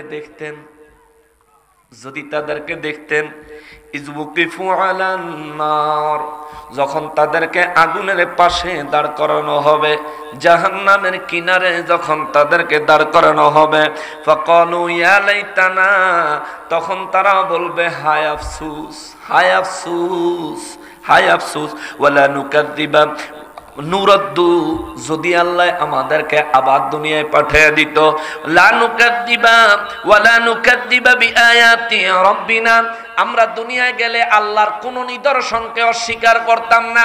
তাওরাতকে মানতাম, মুসা নবীরে মানতাম, ইনজিলকে মানতাম, ঈসা নবীরে মানতাম, জবুরকে মানতাম, দাউদ নবীরেও মানতাম, কোরআনকে মানতাম, এমনকি রহমাতুল লিল আলামিনকেও মেনে নিতাম। এরপরে কয় ওয়া নাকুনা মিনাল মুমিনিন, তারা ওই জায়গায় দাঁড়ায় কইব, আর আমরা সবাই মুমিন মুসলমান হয়ে পুনরায় কবর হয়ে আবার হাসরের ময়দানে আসতাম। তাইলে তো আজকের মতো এই আযাবের সম্মুখীন আমাদের হওয়া লাগতো না। চিৎকার দিয়া কোন আল্লাহু আকবার। এখন এই জায়গায় একটা মনের মধ্যে কুচিমুচি শুরু হয়েছে না? কুচিমুচি শুরু হয়েছে। তারা যেহেতু বলতেছে ইয়া রাব্বাল ইজ্জত, হায় আফসোস, যদি আমাদেরকে আবার দুনিয়ায় পাঠান তাইলে আমরা আপনার কোনো নিদর্শন স্বীকার করব না, এমনকি মুমিন মুসলমান হইয়া কবরে হয়ে জান্নাতে যাওয়ার মতো নিজেকে তৈরি করে আবার আসবো। সাহাবায়ে কেরাম বলেন, হুজুর, ও নবী, তারা হাসরের ময়দান থেকে এই কথা বললে আল্লাহ যদি তাদেরকে দ্বিতীয় আর একটা সুযোগ দিত তাইলে তো বোঝা যাইতো তাদের কথা সত্য কিনা। তবে হুজুর, আমাদের মনে হয় যে ব্যক্তি একবার দেখে আবার দুনিয়ায় আসে, ওই ব্যক্তি আর কোনোদিন নাফরমানি করবে না, নাফরমান হবে না, নাফরমান হবে না। আমার রব্বুল ইজ্জত সাহাবায়ে কেরামের এই উক্তির জন্য আল্লাহ নিজে জবাব দিলেন। আমার নবীজিকে বলেন, ইয়া রাসূলুল্লাহ, সাহাবায়ে কেরাম সহ বিশ্ববাসীর জানিয়ে দেন, মানুষের অতীত, মানুষের বর্তমান, মানুষের ভবিষ্যৎ, মানুষের মনের অবস্থা, মানুষের কাজের অবস্থা সব আমি আল্লাহ জানি। জোরে কোন সুবহানাল্লাহ। নবী গো বিশ্ববাসীরে বলেন, বাল বাদালাহুম মা কানু ইউফুনা মিন ক্বাবল, ইয়া রাসূলুল্লাহ, এই যে মানুষগুলো এরা আজকে এই কথা বলতো না, দুনিয়ায় পুনরায় পাঠাইলে তারা ঈমান আনতো, তারা মুসলমান হইতো, এই কথাগুলো তারা আজকে বলতো না। এই কথাগুলো কেন বলছে সাহাবীদেরকে জানায় দেন। কারণ হইল, দুনিয়ায় তারা যা করতো আজকে হাসরের ময়দানে তারা তা অস্বীকার কইরা আমি আল্লাহর সামনে ধরা খাইয়া গেছে, গোপন করতে পারে নাই, সব ফাঁস হইয়া গেছে। জোরে কন্যা আল্লাহু আকবার। হয়তো বা মনে মনে ভাববেন, হুজুর, ও হুজুর, তাদের সব ফাঁস হয়ে গেল, ব্যাপারটা কি, কিভাবে? এই সূরা 23 নম্বর আয়াতে আমার আল্লাহ কইছে, এই সূরা 23 নম্বর আয়াতে তারা যে ধরা খাইছে এই ব্যাপারটা আমার আল্লাহ ক্লিয়ার করেছেন। কষ্ট হচ্ছে আপনাদের? কোরআন শুনতে অসুবিধা হয়? আমরা তো ঠিক মতো পড়ি না, পড়লে বুঝি না। যেহেতু বুঝার একটা সুযোগ আসছে, এই সুযোগটা হাতছাড়া করা মনে হয় আমরা মুমিন হিসেবে আমাদের উচিত হবে না। ঠিক কিনা বাবা? আমরা মুসলমান হিসেবে আমাদের উচিত হবে না। একটু ধৈর্য ধরেন। রব্বুল আলামিন বলেন, কাফিররা জাহান্নামের কিনারায় দাঁড়ায়া, ও হিন্দু ভাই, ও বিধর্মী ভাই, ও ইসলাম বিদ্বেষী ভাই, আপনিও সেদিন জাহান্নামের কিনারায় দাঁড়ায় কইবেন, আল্লাহ যদি আবার দুনিয়াত পাঠাইতো, আল্লাহ সব নিদর্শন মানতাম, ঈমান আনতাম, মুমিন হইতাম, তারপরে কবরে আসতাম। আল্লাহ কয়, হুজুর এই কথাগুলো তারা বলতো না, বলছে তার কারণ হলো তাদের সব গোমর ফাঁস হয়ে গেছে। কিভাবে? এই সূরা 23 নম্বর আয়াতে আমার আল্লাহ বলেন, বিসমিল্লাহির রহমানির রহিম, সুম্মা লাম তাকুন ফিতনাতুহুম ইল্লা আন ক্বালু ওয়াল্লাহি রাব্বিনা মা কুন্না মুশরিকিন। রব্বুল আলামিন এই সূরা 23 নম্বর আয়াতে কয়, সুম্মা লাম তাকুন ফিতনাতুহুম, ইয়া রাসূলুল্লাহ, এরা হাসরের ময়দানে যত কারচুপি, যত চালাকি করুক না কেন, সব চালাকি ধরা খায়া যাইব। তারা এই চালাকি করে কোনো লাভ হবে না। অবশেষে ইল্লা আন ক্বালু, অবশেষে তারা কইব, ওয়াল্লাহি, ও আমার আল্লাহ, আপনার কসম, ওয়াল্লাহি, ও আমার আল্লাহ, ওয়াল্লাহি রাব্বিনা, ও আমাদের প্রতিপালক, আপনি আল্লাহর কসম। কারা কইব এই কথাটা? কারা বলবে? কাফেরেরা। কাফেরেরা, এক কথায় কাফের, বেদিনেরা, বেঈমানেরা। এবার হিন্দু বলেন, বৌদ্ধ বলেন, খ্রিস্টান বলেন, ইহুদি বলেন, নাসারা বলেন, যেই হোক, এই সব কাফেরেরা সেদিন কইব, ওয়াল্লাহি রাব্বিনা, ও আমাদের প্রতিপালক, আপনি আল্লাহর কসম, আপনি আল্লাহর কসম, মা কুন্না মুশরিকিন, আমরা দুনিয়ায় থাকা অবস্থায় কখনোই মূর্তি পূজা করি নাই, কোন জিনিসকে আপনারা শরীক বানাই নাই, কোন মূর্তিরে আপনার শরীক বানাই নাই, আপনি ছাড়া অন্য কাউকে রব হিসাবে মানি নাই। এক কথায় আমরা কেউ মুশরিক ছিলাম না। জোরে কন্না নাউজুবিল্লাহ। তাদের বক্তব্যটা কি সত্য না মিথ্যা? জোরে বলেন, জোরে বলেন। রব্বুল ইজ্জত কয়, উনজুর, হুজুর দেখেন, দেখেন, আল্লাহু আকবার। হাসরের ময়দান কি হয়ে গেছে? হয়ে গেছে নাকি হবে? হয়ে গেছে না হবে? যেটা এখনো হয় নাই সেটা কি দেখা যায়? কথা বলে না। যেটা এখনো হয় নাই সেটা কি দেখা যায়? দেখা যায় না। আমার আল্লাহ আমার নবীজির কয়, উনজুর, দেখেন গো নবীজি, দেখেন, দেখেন। তাইলে বোঝা গেল হাসরের ময়দান আমি আর আপনি দেখি না, কিন্তু আমার নবী দেখে। দেখায় কে? জোরে কর, আরো জোরে কর। আমার নবী যিনি দেখায় আমার আল্লাহ। আল্লাহ কয়, উনজুর, হুজুর দেখেন, কাইফা কাযাবু আলা আনফুসিহিম, এই বেদ্যবেরা হাসরের ময়দানে নিজেদের উপর নিজেরা কেমনে মিছা কথা কইতাছে। আল্লাহু আকবার। ওই যে কইব, ওয়াল্লাহি রাব্বিনা, ও আমাদের প্রতিপালক, আপনি আল্লাহর কসম, মা কুন্না মুশরিকিন, আমরা কেউ মুশরিক ছিলাম না, কেউ মুশরিক ছিলাম না। আল্লাহ কয়, উনজুর, হুজুর দেখেন, দেখেন, দেখেন, দেখেন, কাইফা আমার আল্লাহ বলেন, কাইফা কাযাবু আলা আনফুসিহিম, দেখেন কেমনে তারা নিজেদের ব্যাপারে নিজেরাই মিথ্যা কথা বলতেছে। ওয়াদাল্লা আনহুম মা কানু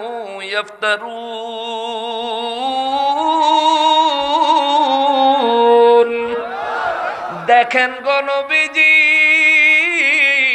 দুনিয়ায় যে সমস্ত মূর্তিকে পূজা করত, আমি আল্লাহর সঙ্গে শিরিক করত, ওই শিরিক করা, মূর্তি পূজা করা, আমি আল্লাহকে অস্বীকার করা, আপনি নবীকে অস্বীকার করা, আমার আসমানি কিতাবকে অস্বীকার করার ব্যাপারটা কেমনে তাদের ভিতর থেকে উদাও হয়ে গেছে। আজকে আমি আল্লাহর উপরে কসম কইরা তারা কয় ওয়াল্লাহি রাব্বিনা, ও আমাদের প্রতিপালক আপনার কসম, আপনি আল্লাহর কসম, মা কুন্না মুশরিকিন, তারা মুশরিক ছিল না। হুজুর দেখেন তারা কত বড় আন্তর্জাতিক মিথ্যুক। জোরে কোন আল্লাহু আকবার। আল্লাহ যদি দইরা ফালায় মিথ্যুক, তাইলে সব গুমর গোপন আছে না ফাঁস হয়ে গেছে? কথা বুঝেননি? সব গুমর আছে না ফাঁস হয়ে গেছে? সব গুমর ফাঁস হয়ে গেছে। এই জন্যই তো রব্বুল আলামিন বলেন বাল বাদালাহুম মা কানু ইউখফুনা মিন ক্বাবল। নবী গো নবী, হাসরের ময়দানে যখন তারা নিজেদের কর্মকাণ্ডগুলি গোপন করতে পারবে না, যখন নিজেদের সব প্রকাশ হয়ে যাবে, তারা যে মিথ্যাবাদী যখন আমি আল্লাহ ধইরা ফালাবো, তারা যে মিথ্যুক যখন আমার কাছে ধরা খেয়ে যাইব, তাদের জন্য জাহান্নামের শাস্তি নির্ধারণ হয়ে যাবে। জাহান্নামের দিকে তাদেরকে পাঠাইলে, জাহান্নামের আগুনের কিনারায় তাদেরকে দাঁড় করাইলে, জাহান্নামের আগুনের কিনারায় তারা দাঁড়ায় কইব ফাকালু ইয়া লাইতানা, হায় আফসোস, হায় আফসোস, নুরদ্দু, যদি আল্লাহ আমাদেরকে আবার পুনরায় দুনিয়ায় পাঠাইতো, ওয়ালা নুকাযযিবা বিআয়াতি রাব্বিনা ওয়া নাকুনা মিনাল মুমিনিন, তাইলে আমরা আল্লাহর কোন আয়াতকে অস্বীকার করতাম না, আল্লাহর কোন নিদর্শনকে, কোন নবীকে, কোন কিতাবকে, আল্লাহর কোন কিছুকেই কখনোই অস্বীকার করতাম না, এবং আমরা মুমিন হইয়া কবরে আইতাম। হুজুর সাহাবায়ে কেরামদেরকে বলেন তারা হাসরের ময়দানে যেই কথা বলবে, এই কথার জন্য সাহাবীরা যেন বিভ্রান্তিতে না পড়ে। বাল বাদালাহুম মা কানু ইউখফুনা মিন ক্বাবল, তারা এই কথাগুলো সেদিন দাঁড়ায়া কইব, কারণ তারা যে ধরা খাইয়া গেছে, গোমর যে ফাঁস হইয়া গেছে, গোমর যে ফাঁস হইয়া গেছে, ধরা খাইয়া গেছে, এই কারণে তারা এই কথাগুলো বলবে। গো নবীজি, সাহাবায়ে কেরামের আরো বলেন, কে বলে? কে বলে? কে বলে? ওয়ালাউ রুদ্দু লাআদু, আল্লাহ কয় ওয়ালাউ, আর যদি রুদ্দু, আমি আল্লাহ তাগরে পুনরায় দুনিয়াতে পাঠাইও। সুবহানাল্লাহ। সম্ভব নেই, সম্ভব না, আল্লাহর পক্ষে সম্ভব নেই, আল্লাহর পক্ষে সম্ভব নেই। রব্বুল ইজ্জাত বলেন নবী গো, সাহাবায়ে কেরাম সহ বিশ্ববাসীর মেসেজ দেন, দুনিয়ায় যারা ঈমান আনবে না, দুনিয়ায় যারা ইসলামকে মেনে নিবে না, দুনিয়ায় যারা আপনি নবীকে রাসূল হিসেবে, আমি আল্লাহকে রব হিসাবে মেনে নিবে না, এই মানুষগুলা হাসরের ময়দানে যত কিছুই বলুক না কেন কাজে আসতো না। তবে হুজুর হাসরের ময়দানে তারা অনেক নীতি বাক্য বলবে, কারণ তারা যেন মুক্তি পাওয়া যায়, জাহান্নাম থেকে যেন বাঁচতে পারে। ইয়া রাসূলুল্লাহ বলবে, কারণ হলো তারা যে ধরা খেয়ে গেছে, তাদের গোমরগুলা ফাঁস হয়ে গেছে, এই কারণে তারা এমন কথা বলবে। ওয়ালাউ রুদ্দু, আর আমি যদিও তাদেরকে দুনিয়ায় আবার পাঠাইতাম, আমাদেরকে পুনরায় দুনিয়ায় পাঠাইলে আমরা কি করবো জানে কে? কে জানে? জানেনি? আমগরে আবার যদি দুনিয়াত পাঠায়, আমরা কে মুমিন হমু, কে কাফির হমু, কে আল্লাহকে মানবো, কে মানবো না, কে জান্নাতি হব কি হতে পারবো না, এই সব বিষয়ে জানেন কে? আর জবান খুলে বলতে হবে কে?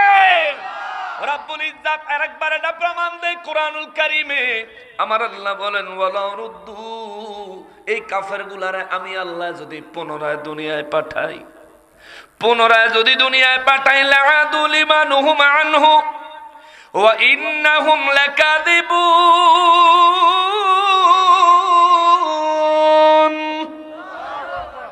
আল্লাহ কয় এদেরকে আমি পুনরায় যদি দুনিয়াতে পাঠাই, এদেরকে যে নিষেধ করছি আমার সাথে শিরিক করিস না, কার আমার সমতুল্য কাউরে বানাইস না, আমি রবের মতো করে কাউরে বানায়া টানায়া তার উপাসনা করে তারে প্রভু মানিস না, এই যে আমি নিষেধ করছি, একটা নিষেধও শুনতো না। নাউজুবিল্লাহ। নবীজিরে আল্লাহ কয় একটা নিষেধও শুনতো না। লাআদু লিমানহুম আনহু, তাদের জন্য যা নিষেধ করছি শুনতো না, বরংস ওইটা আরো বেশি করে করব। ওয়া ইন্নাহুম লাকাযিবুন, এইবার আল্লাহ কয় আমি আল্লাহ বললাম নিশ্চয়ই তারা হলো মিথ্যাবাদী। জোরে কোন আল্লাহু আকবার। আল্লাহু আকবার। ও আমার হিন্দু ভাই, ও আমার বিধর্মী ভাইয়েরা রে, ও আমার অন্য ধর্মের মুসলমানেরা রে, ও আমার মুসলমান, ও আমার অন্য ধর্মের ভাইয়েরা, সবার জন্য শিক্ষা এই আয়াতে রয়েছে। বিধর্মীরা ধরা খাইব হাসরের ময়দানে, কিন্তু মুসলমানদের মধ্যে যারা গুনাহগার তারাও তো না। হ্যাঁ, কাফেরে হাসরের ময়দানে জাহান্নামের কিনারে দাঁড়ায় কইব, আল্লাহ যদি আবার দুনিয়ায় পাঠাইতো, আমরা আল্লাহর কোন আয়াতকে অস্বীকার করতাম না এবং মুমিন হয়ে দুনিয়া থেকে বিদায় নিতাম।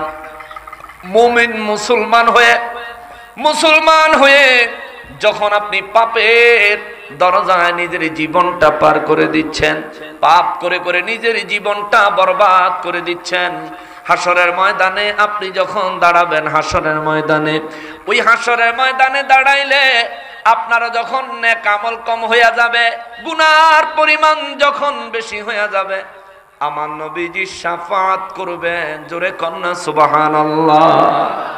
অনিচ্ছাকৃত পাপ করলে ওই পাপের জন্য নবীজি শাফাত করবেন।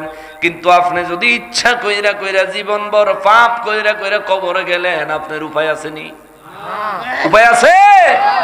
আপনি সুন্নি, আহলে সুন্নাত ওয়াল জামাতের অনুসারী, নবীর প্রেমিক, ঠিক আছে, কিন্তু আপনি ইচ্ছা করে পাপ করে কবরে যাইবেন আর মনে করবেন নবীজি মাফ করে দিব। ব্যাপার কি এটা? ও টাক্কু মুরেদ দেয়, দেখেন না, টাকলা মুরেদ দেয়, টাকলা মুরেদ দেয়, দলে থাইকা ইসলামে আঘাত করছে, ইসলামের বিরুদ্ধে কথা বলছে। মাননীয় প্রধানমন্ত্রী কি দল দেখছে? একটা লাঠি দিয়ে বাইর করে দিছে, ঠিক কিনা? আপনি নবীর প্রেমিক দাবি করবেন, আবার সব সময় পাপ করতেই থাকবেন, আর আপনি মনে করবেন আপনারা নবীজি জান্নাতে লয়ে যাইব। এটা দিবা স্বপ্ন, কখনোই বাস্তবায়ন হবে না। সুদ খাইবেন, ঘুষ খাইবেন, মানুষের জমি জোর করে দখল করে খাইবেন, রাস্তায় মানুষকে কষ্ট দিবেন, পথে মানুষকে কষ্ট দিবেন, বাড়িতে গাড়িতে রাস্তা ঘাটে মানুষকে কষ্ট দিবেন, আর আপনি মনে করবেন আমার নবী আপনারা শাফাত করে জান্নাতে নেবেন। No, never. ওই ব্যক্তিকে নবী শাফাত করবেন যে ব্যক্তি শয়তানের ওয়াসওয়াসায় পড়ে অনিচ্ছাকৃতভাবে বেশি বেশি পাপ করে ফেলাইছে, কবিরা গুনাহ হয়ে গেছে।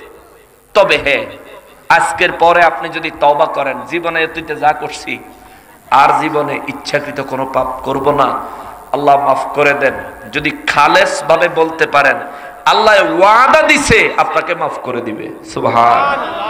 আল্লাহ ওয়াদা দিছেন, শুধু বলছেন মাফ করবেন তা না, আল্লাহ ওয়াদা দিছেন মাফ করে দিবে। মুসলমানেরা রে, আমার পেয়ারা নবীর উম্মতেরা রে, নূর নবী রাহমাতুল লিল আলামিনের নুরানি জবান মোবারকে সূরা আল আনআমের 28 নম্বর আয়াতে কাফের বেঈমানদের জারি জুরি আমার আল্লাহ খতম করে দিলেন। আল্লাহ বলেন, বাল বাদালাহুম মা কানু ইউখফুনা মিন ক্বাবল। হুজুর আজকের এই কথাগুলো বলতেছে কারণ তাদের সমস্ত গোমর ফাঁস হয়ে গেছে, তারা ধরা খেয়ে গেছে। ওয়ালাউ রুদ্দু লাআদু লিমানুহুম আনহু ওয়া ইন্নাহুম লাকাযিবুন। আমি আল্লাহ যদিও তাদেরকে পুনরায় দুনিয়ায় পাঠাই, তাদেরকে যা নিষেধ করছি তারা আবার তাই করবে। আজকে তারা যেই কথাগুলো বলতেছে তারা মুমিন হইয়া যাইব, আমি আল্লাহর আয়াতকে অস্বীকার করবে না, নবী এবং রাসূলদেরকে মেনে নিবে। ওয়া ইন্নাহুম লাকাযিবুন, তাদের এই সমস্ত বক্তব্যগুলো মিথ্যা, তারা হলো চরম মিথ্যাবাদী। জোরে কন্না নাউযুবিল্লাহ। রব্বুল ইজ্জত বলেন, এই মানুষগুলো দুনিয়ায় যখন যাবে, ওয়াকালু ইন হিয়া ইল্লা হায়াতুনাদ দুনিয়া ওয়া মা নাহনু বিমাবউসিন। আল্লাহু আকবার। আল্লাহ কয়, এই মানুষগুলো যদি আবার দুনিয়ায় পাঠাই, এরা দুনিয়ায় যায়া দুনিয়ার মধ্যে কইব এই যে দুনিয়াতে আমাদের আল্লাহ আমরা যে হায়াতে আছি এটাই আমাদের শেষ, মরলে সব শেষ, মরার পরে সব শেষ। ওয়ামা নাহনু বিমাবউসিন, আবার পুনরায় আমার ঘরে উড়াইতো নাই না, এই একেবারে হুদা কথা। নাউজুবিল্লাহ।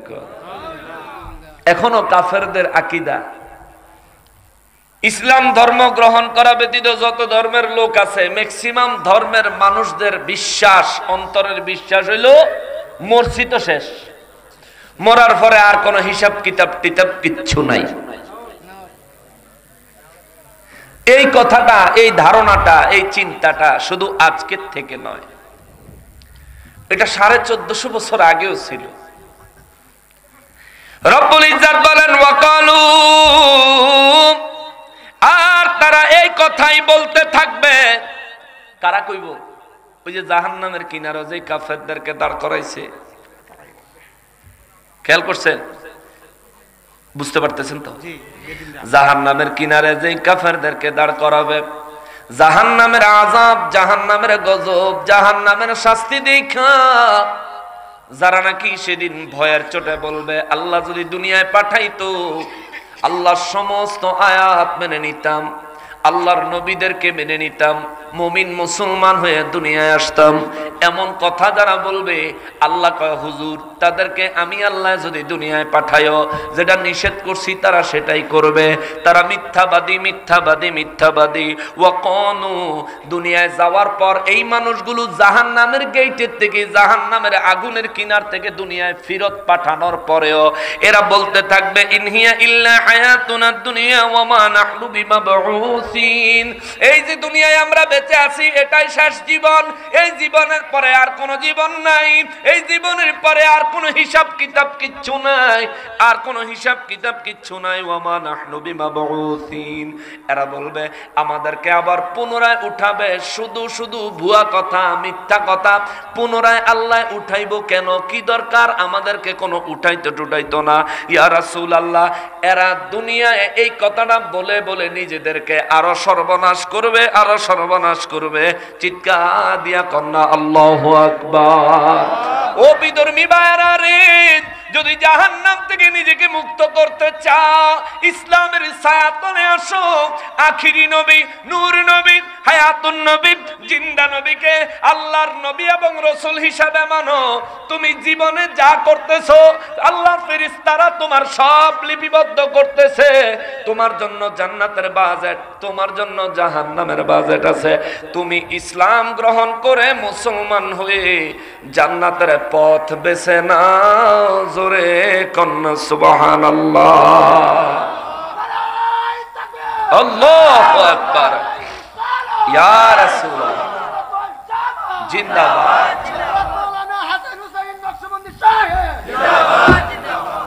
আজকে কিন্তু ওয়াজ করতেছি না, আজকে তাবলীগ করতেছি। তাবলীগ এটারই কয়, বেদিনের দিন বুঝাও, দলে দলে বেদিন ইসলামে আসবে। ঠিক কিনা বলে? তাইলে আপনাদের সামনে কেন বলছি, আপনারাও বুঝে নেন যে কিভাবে দ্বীনের প্রচার করার শিক্ষা আল্লাহ দিয়েছেন। ঠিক কিনা বলে? আমরা প্রত্যেকজন মুসলমান এক একজন মেসেঞ্জার হয়ে যাব, ইসলাম প্রচারক হয়ে যাব, দ্বীনের দাওয়াত বেদিনের কাছে পৌঁছাইতেই থাকবো। গোটা বিশ্বে ইসলামকে নিয়ে যারা চক্রান্ত করছে, কোরআনে আগুন দিয়ে মুসলমানের অন্তরকে কয়লা করছে, তাদের প্রত্যেকের জন্য উচিত শিক্ষা হয়ে যাবে। ঠিক কিনা বলো? আমাদেরকে এক একজনকে মেসেঞ্জার হয়ে যেতে হবে। নিজের হাতে মূর্তি বানায়া, তার সামনে খাবার দিয়া, তারপরে তার ইবাদত করেন। আপনারা আপনাদের ধর্মের নিয়ম পালন করেন, আমাদের কোনো অভিযোগ নাই। কিন্তু ইসলামের কিছু প্রশ্ন আছে। যাকে আপনি রব মানলেন তাকে আপনারাই বানালেন কেন? রব তো আপনাকে বানাবে। ঠিক কিনা বলেন? আরে যে আমার রব, তিনি আমাকে বানিয়েছেন। আপনি যার সামনে নিজেকে অবনত করে দিচ্ছেন সে তো আপনাকে নয়, আরে সে আপনার রব নয়, আপনি নিজে তার রব। সে আপনাকে বানায়নি, আপনি নিজে তাকে বানিয়েছেন। ঠিক কিনা বলেন? যদি রব আপনার ওই মূর্তি হয়, গালি দিচ্ছি না, ছোট করছি না, ধর্মীয় কুন্দল লাগাচ্ছি না, বিবেকের কাছে কিছু প্রশ্ন দেই। যাকে আপনি প্রণাম করলেন, যার সামনে মাথাকে, মস্তককে, হৃদয়কে অবনত করে দিলেন, কেন তাকে পূজা শেষ হলে নিজের হাতে পানিতে চুবাইয়া বিসর্জন দিলেন? ঠিক কিনা বলেন? এটা আপনাদের বিবেকের কাছে আমাদের প্রশ্ন। আমার বিধর্মী ভাই, আমরা বিনয়ের সঙ্গে বলছি, কষ্ট দিয়ে নয়। আপনি বিবেকবান, আপনি মানুষ। আমিও ভাত মাছ মাংস খাই, আপনিও ভাত মাছ মাংস খান। আমার বিবেক আছে, আপনারও বিবেক আছে। একটু নিজে বিবেক দিয়ে চিন্তা করবেন। কিছুদিন পর পর পৃথিবীতে কোরআন শরীফে, কয়েকদিন আগে সুইডেনে বেলে কোরআন শরীফে আগুন লাগাই দিস।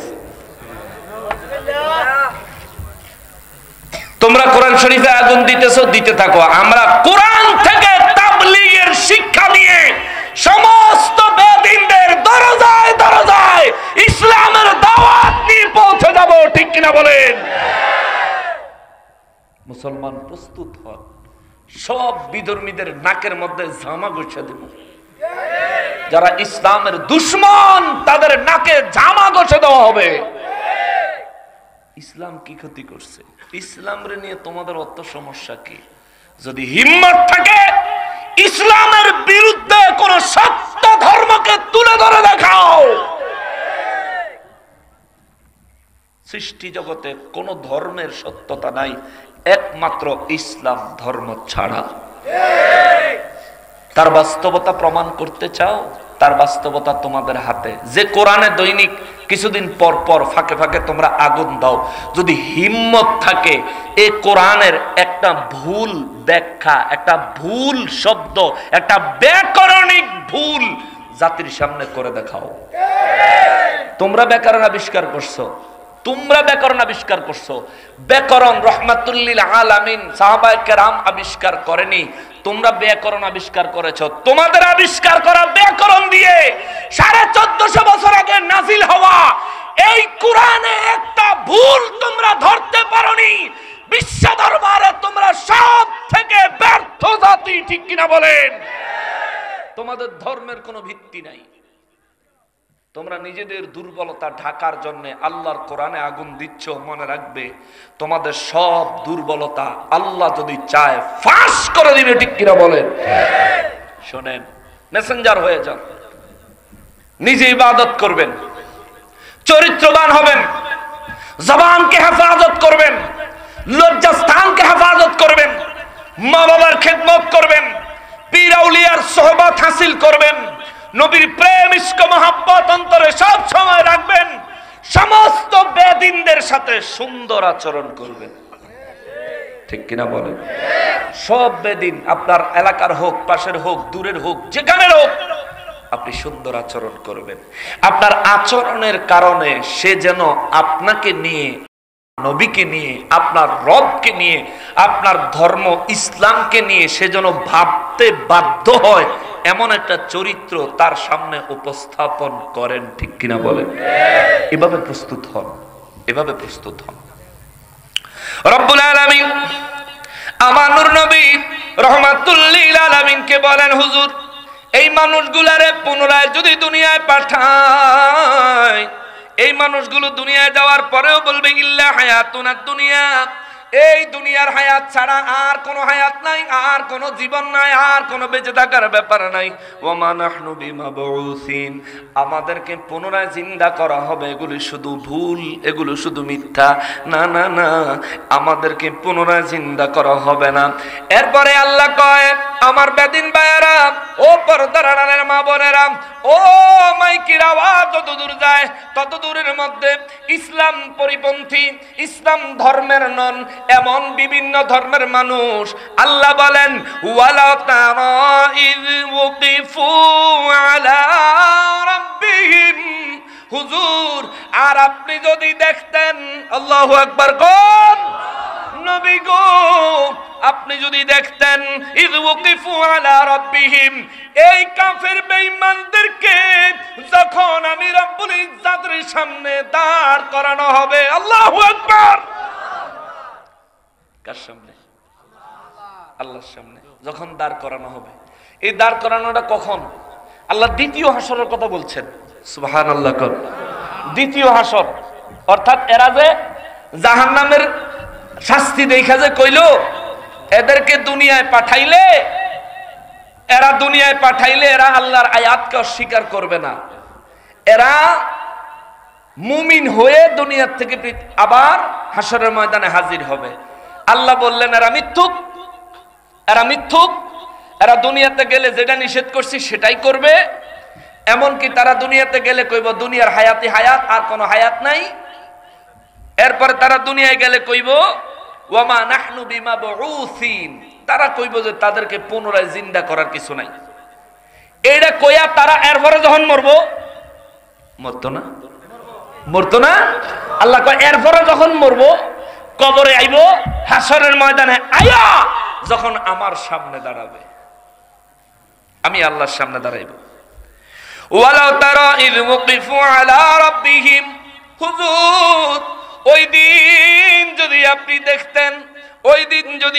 দেখতেন, ইয মুকিফু, যখন আমি রব্বুল আলামিন তাদেরকে আমার সামনে দাঁড় করাবো, আলা রাব্বিহিম, তাদের প্রতিপালক হয়ে আমি আল্লাহ যখন তাদেরকে আমার সামনে দাঁড় করাইয়া দিব, আল্লাহ কয় কলা, আমি আল্লাহ সেদিন তাদেরকে জিজ্ঞেস করব, ডাইরেক্ট জিজ্ঞেস করব, সরাসরি প্রশ্ন করব, আলাইসা হাযা বিল হাক্কি, দুনিয়ায় যে কইতি তুগুর পুনরায় আবার উঠাইতাম না, কিয়ামতের ময়দান হইতো না, আজকা নিজের চোখে দেখা আমারে জবাব দে, কিয়ামতের ময়দান, হিসাবের ময়দান, হাসরের ময়দান সত্য নাকি মিথ্যা? জোরে কোন আল্লাহু আকবার। আল্লাহ কয় কলা, হুজুর আমি জিজ্ঞেস করব, আমি বলবো। কে বলবেন? কে বলবেন? ও আমার হিন্দু ভাইয়েরা রে, ও আমার হিন্দু ভাইয়েরা রে, সেদিন আল্লাহ আপনাকেও জিজ্ঞেস করবেন, আলাইসা হাযা বিল হাক্কি, আলাইসা হাযা বিল হাক্কি, কি আজকের দিন, কিয়ামতের দিন, বিচারের দিন, হাসরের ময়দান, জান্নাত জাহান্নামের ফয়সালার দিন, এটা কি সত্য নয়? সুবহানাল্লাহ। আল্লাহ আমার নবীরে কয় হুজুর তা করে আমি যখন এই কথা কমু, কলু, দ্বিতীয়বার তারা হাসরের ময়দানে আইয়া তারা আবার কইব, দ্বিতীয়বার তারা হাসরের ময়দানে আইসা আবার কইব, বালা ওয়া রাব্বিনা, অবশ্যই সত্য ও আমাদের প্রতিপালক। কি পরিমাণের ফাজিল চিন্তা করে। আল্লাহ কয় জাহান্নাম দেখা কইব, দুনিয়াত পাঠাইলে আর বেঈমান হব না, দুনিয়ায় পাঠাইলে কইব দুনিয়ার হায়াতে হায়াত, আর কোনো হায়াত নাই, বাসন নাই, আর কিচ্ছু নাই, বিচার নাই, সব ভুয়া।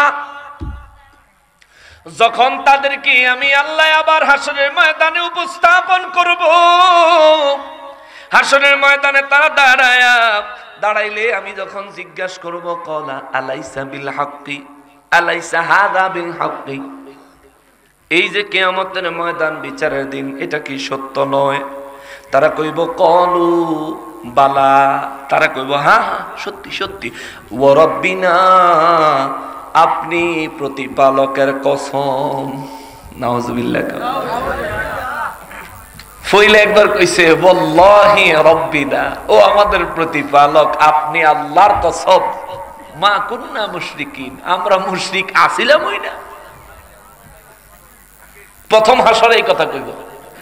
রব্বুল ইজ্জাত কয় যদি দ্বিতীয় হাসর করতাম তাইলে তারা একই কথা বলতো, কলু বালা ওয়া রাব্বিনা, হ্যাঁ হ্যাঁ হ্যাঁ হাসরের ময়দান তো সত্য। আল্লাহ কইব মানছো? জি আল্লাহ মানছি। মানছো? জি আল্লাহ মানছি। ও আমার বিধর্মী ভাই রে, দুনিয়ায় এই হায়াতে যদি ঈমান আনো ভাই, তোমার থেকে ধনী কোনো মানুষ নাই, ঠিক কি না বলে? তোমার থেকে ভাগ্যবান, তোমার থেকে দৌলতওয়ালা, তোমার থেকে সৌভাগ্যের মালিক আর কেউ নাই রে ভাই, আর কেউ নাই। আর যদি ঈমান না নাও ভাই, তোমার থেকে দুর্ভাগা আর কেউ হতে পারে না। এমন এক ধর্মে আছো যেই ধর্মে তুমি তোমার নিজের হাতে লালন পালন করে যে সন্তানটাকে বড় করলা, তোমার ধর্ম তোমার সন্তানকে শিক্ষা দেয় তুমি মারা যাওয়ার পরে তোমার মুখে যেন তোমার সন্তান নিজের হাতে আগুন জ্বালায়া দেয়। ঠিক কিনা বলেন? এটা কেমন ধর্ম? এটা কেমন ধর্ম? এটা কেমন ধর্ম? এটা কেমন ধর্ম? বিবেকে কি লাগে না? তোমার বিবেক কি কখনো প্রশ্ন করে না? তোমার বিবেক কি কখনোই জাগ্রত হয় না? তোমার বিবেক কি কখনোই জানতে চায় না আমি একটা ধর্মের মানুষ, আমি মারা গেলে আমার মুখে আমার বড় সন্তান আগুন দেয়? দেখি না খ্রিস্টান ধর্মের নীতি কি, দেখি না ইহুদি ধর্মের নীতি কি, দেখি না বৌদ্ধ ধর্মের নীতি কি। একবার আইসা দেখো না মুসলমান ইসলাম ধর্মের নীতি কি। কথা বলেন ঠিক কিনা? আমরা দাওয়াত দিচ্ছি, দাওয়াত দিচ্ছি, দাওয়াত। কোন একজন মুসলমান মারা গেলে ও বিধর্মী ভাই তোমারে দাওয়াত দিলাম, তুমি আইসো দেখো একটা মানুষ মারা যাওয়ার পরে কতটা ইজ্জত দিতে আমার নবী শিখায়া দিয়া গেছে। জোরে কন্না আল্লাহু আকবার।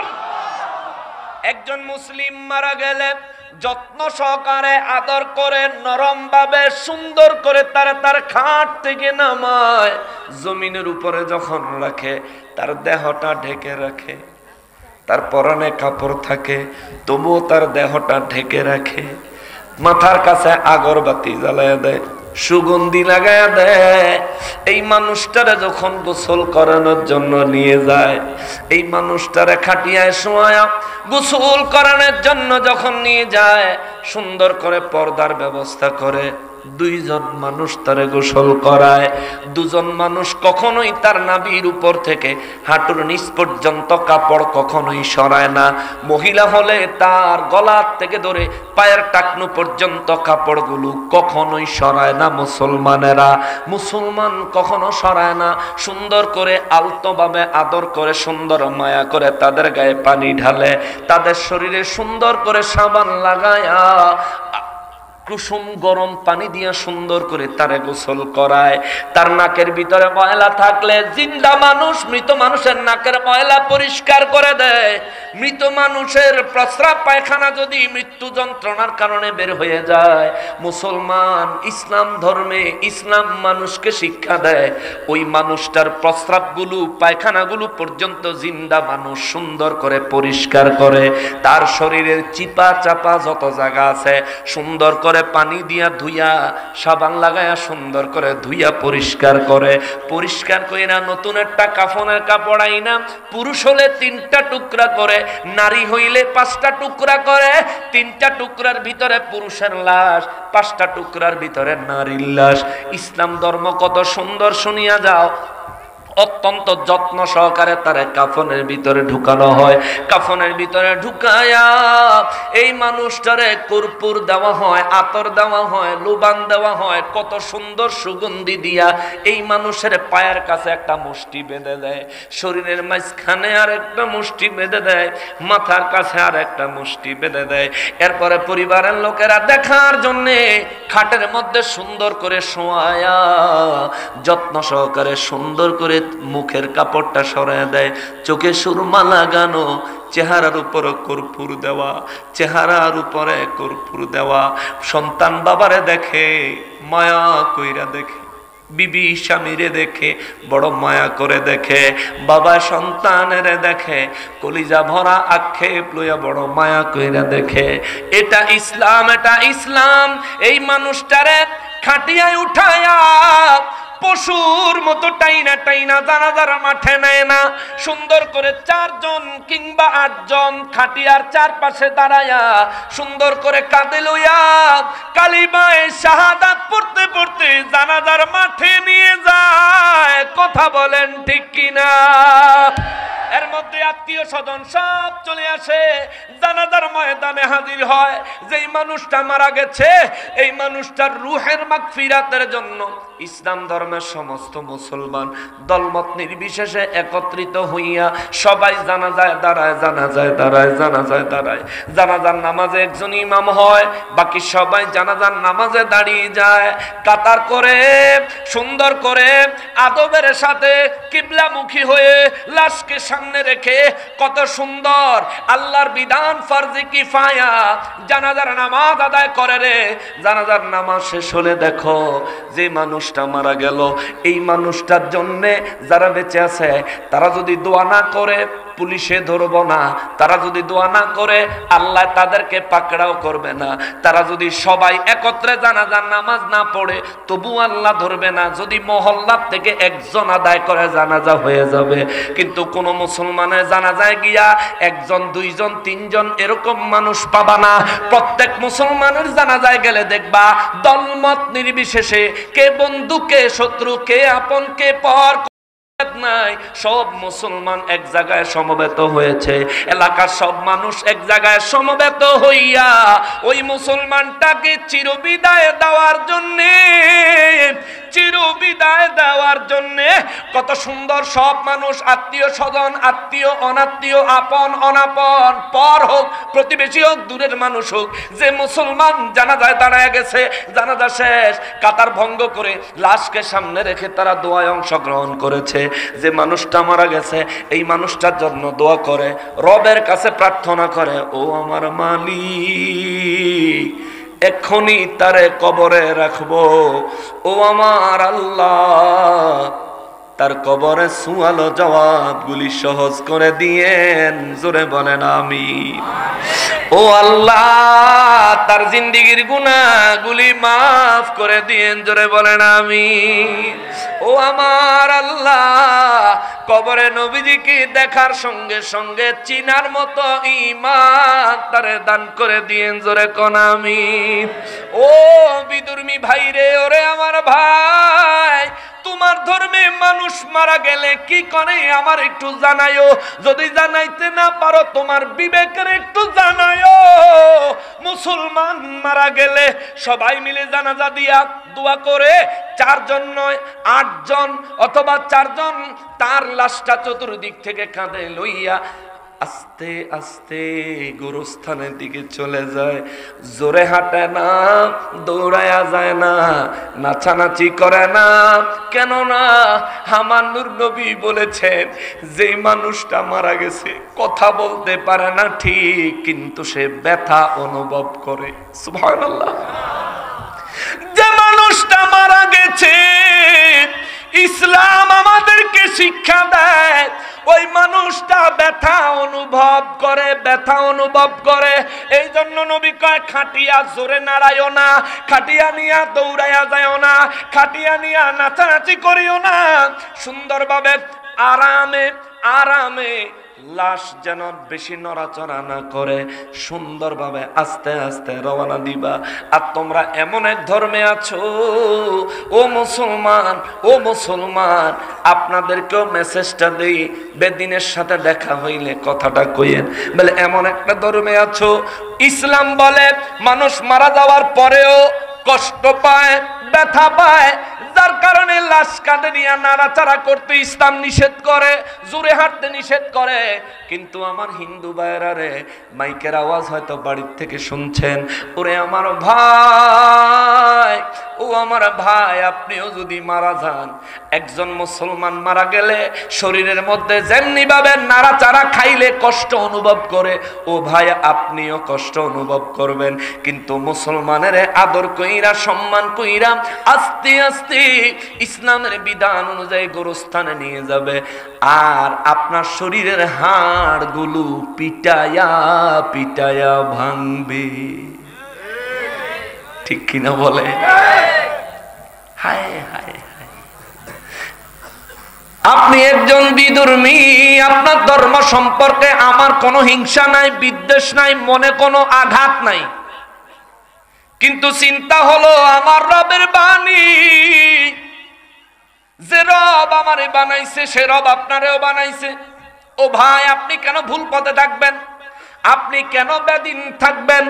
ও ভাই আপনার শরীরের হাড়গুলো পিটায়া পিটায়া ভাঙবে, ভেঙে আরো কত ধরনের সংস্কৃতি আপনাদের আছে, আমরা হয়তো বা সবগুলি জানিও না, কিন্তু দুইটা জিনিস জানি, হাড়গোড়গুলি পিটায়া ভাঙা চিতার মধ্যে শোয়া আপনার মুখের মধ্যে যখন আগুন দেয়, আপনার বড় সন্তান আপনার মুখে আগুন লাগাইয়া দেয়। আরে ইসলাম বলে সন্তানেরা রে, তোর মা বাবা যদি মারা যায়, ইসলাম বলে সন্তানেরা রে, তোর মা বাবা যদি মারা যায়, তোর মা বাবার জন্য বেশি করে দোয়া করবা, তোমার মা বাবার গুনাহ ক্ষমা চাইবা, তোমার মা বাবার আত্মীয় স্বজনদের সঙ্গে সুন্দর আচরণ করবা, তোমার মা বাবার ওসিয়তগুলি পূরণ করে দিবা, তোমার মায়ের দিকের আত্মীয়, বাবার দিকের আত্মীয়, তাদেরকে সব সময় মায়ের মতো বাবার মতো ইজ্জত করবা। এগুলো তোমার মায়ের জন্য খেদমত হবে। এর খাতিরে তোমার মাকে, তোমার বাবাকে আল্লাহ জান্নাতি নিয়ামত দান করবে। এটা হলো ইসলাম। এত সুন্দর ইসলাম রেখে কেন আপনারা নিজেদের ধর্মে, এমন এক ধর্মের মধ্যে আছেন, এমন এক রব, একজন না তো, তারা তো বলে 33 কোটি দেবদেবী, না 33,000 কোটি, 33 কোটি না, 33 কোটি দেবতা। এই প্রত্যেকটা দেবতা নিজের হাতে বানায়, ঠিক না? তাইলে কি দেবতায় হেগরে বানাইছে না হেরা দেবতারে বানাইছে? তাইলে দেবতায় কি তাদের রব না তারা দেবতার রব? দেবতায় তাদের খালিক না, সৃষ্টিকর্তা না, বরং তারাই দেবতার সৃষ্টিকর্তা, ঠিক কিনা? এত বোকা হইয়েন না, এত ভুল পথে থাকিয়েন না, দয়া করে ফিরে আসেন। রব্বুল আলামিন আমার নবী রাহমাতুল লিল আলামিনকে বলেন, দেখেন আমার হিন্দু ভাই, আপনার বাচ্চা, আপনার বড় ছেলে, আপনার বড় সন্তান আপনার মুখে আগুন ধরাইয়া দিল, আর ইসলাম সুন্দর করে গুরুস্থানে তারে নিয়ে গেল। গুরুস্থানে নিয়ে খাটিয়া থেকে যখন নামায়, খাটের উপরে কাপড়টা সুন্দর করে উপর থেকে ধরে রাখে, সবাই কোনায় কোনায় ধরে রাখলো। লাশটা কবরে নামানোর সময় মাঝখানে কোমরটা যেন বাঁকা হয়ে না যায়, কোমরের নিচে গামছা হোক কিংবা যে কোনো পবিত্র কাপড় দিয়া লম্বা করে কবরের ভিতরে 3 জন নামে, উপরের থেকে 1 জনে 2 জনে 3 জনে 4 5 যতজন লাগে সবাই মিলে সুন্দর করে মাঝখানে গামছাটা ধরে মাথার দিক থেকে আলগায়া পায়ের দিক থেকে উঠায়া সুন্দর করে আরামসে কবরে নামায়া দেয়। নামার সময় পড়ে রে বিসমিল্লাহি ওয়া আলা মিল্লাতি রাসূলিল্লাহ, ওই আল্লাহর নামে রসুলের মিল্লাতের উপরে কবরে রেখে দিলাম। জোরে কন্যা সুবহানাল্লাহ। যে মালিক বানাইছে ওই মালিকের নামে আমারে কবরে রাখবে, কিন্তু তোমারে কার নামে রাখবো? তোমারে তো কবরে রাখতো না, চিতার উপরে রাখবো। যে মালিক আমারে বানাইছে ওই মালিকের নামে আমার লাশ কবরে নামবে।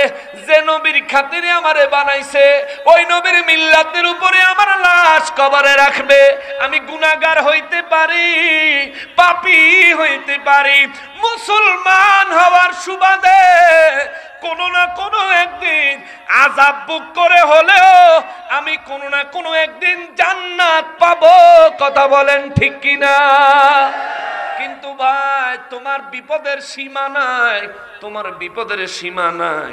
আল্লাহ কয় বলো ওয়ালা তারা ইয ওয়াকিফু আলা রাব্বিহিম। আর নবী গো, ও নবী, আপনি যদি তাদেরকে দেখতেন যখন আমি রব্বুল ইজ্জাতের সামনে তাদেরকে দাঁড় করাবো, ক্বালা আলাইসা হাযা বিল হাক্কি, আমি তখন জিগাই, আমি তাদেরকে বলবো কি আজকের হাসরের ময়দান কি সত্য নয়? কিয়ামত কি সত্য নয়? পুনরায় তোদেরকে জিন্দা করছি, এটা কি সত্য নয়? তোদের কাছ থেকে আমি আল্লাহ হিসাব নিব, হিসাব নিচ্ছি, এটা কি সত্য নয়? কলু, তারা বলবে বালা, হ্যাঁ অবশ্যই সত্য। ও রব্বিনা, আপনি রব, আপনি প্রতিপালকের কসম। ও হিন্দু ভাই, সেদিন আপনিও আল্লাহকে রব মানবেন, আজকে হয়তো মানেন না। ও বিভিন্ন ধর্মের ভাইয়েরা রে, সেদিন আপনিও আল্লাহকে রব মানবেন, আজকে হয়তো মানেন না।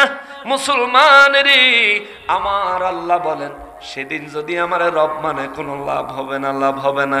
যখন বলবে কলু বালা ওয়া রাব্বিনা, আপনি রব্বুল ইজ্জাতের প্রতিপালক, আপনি রব্বুল ইজ্জাতের কসম, সত্য, কিয়ামত সত্য, পুনরুত্থান সত্য, হাসরের ময়দান সত্য, সব সত্য। আল্লাহ কয় কলা, নবী গো সেদিন আমি বলবো। সুবহানাল্লাহ। কে বলবেন? মনোযোগ দেন, মনোযোগ দেন। এখানে কথা বলে কে?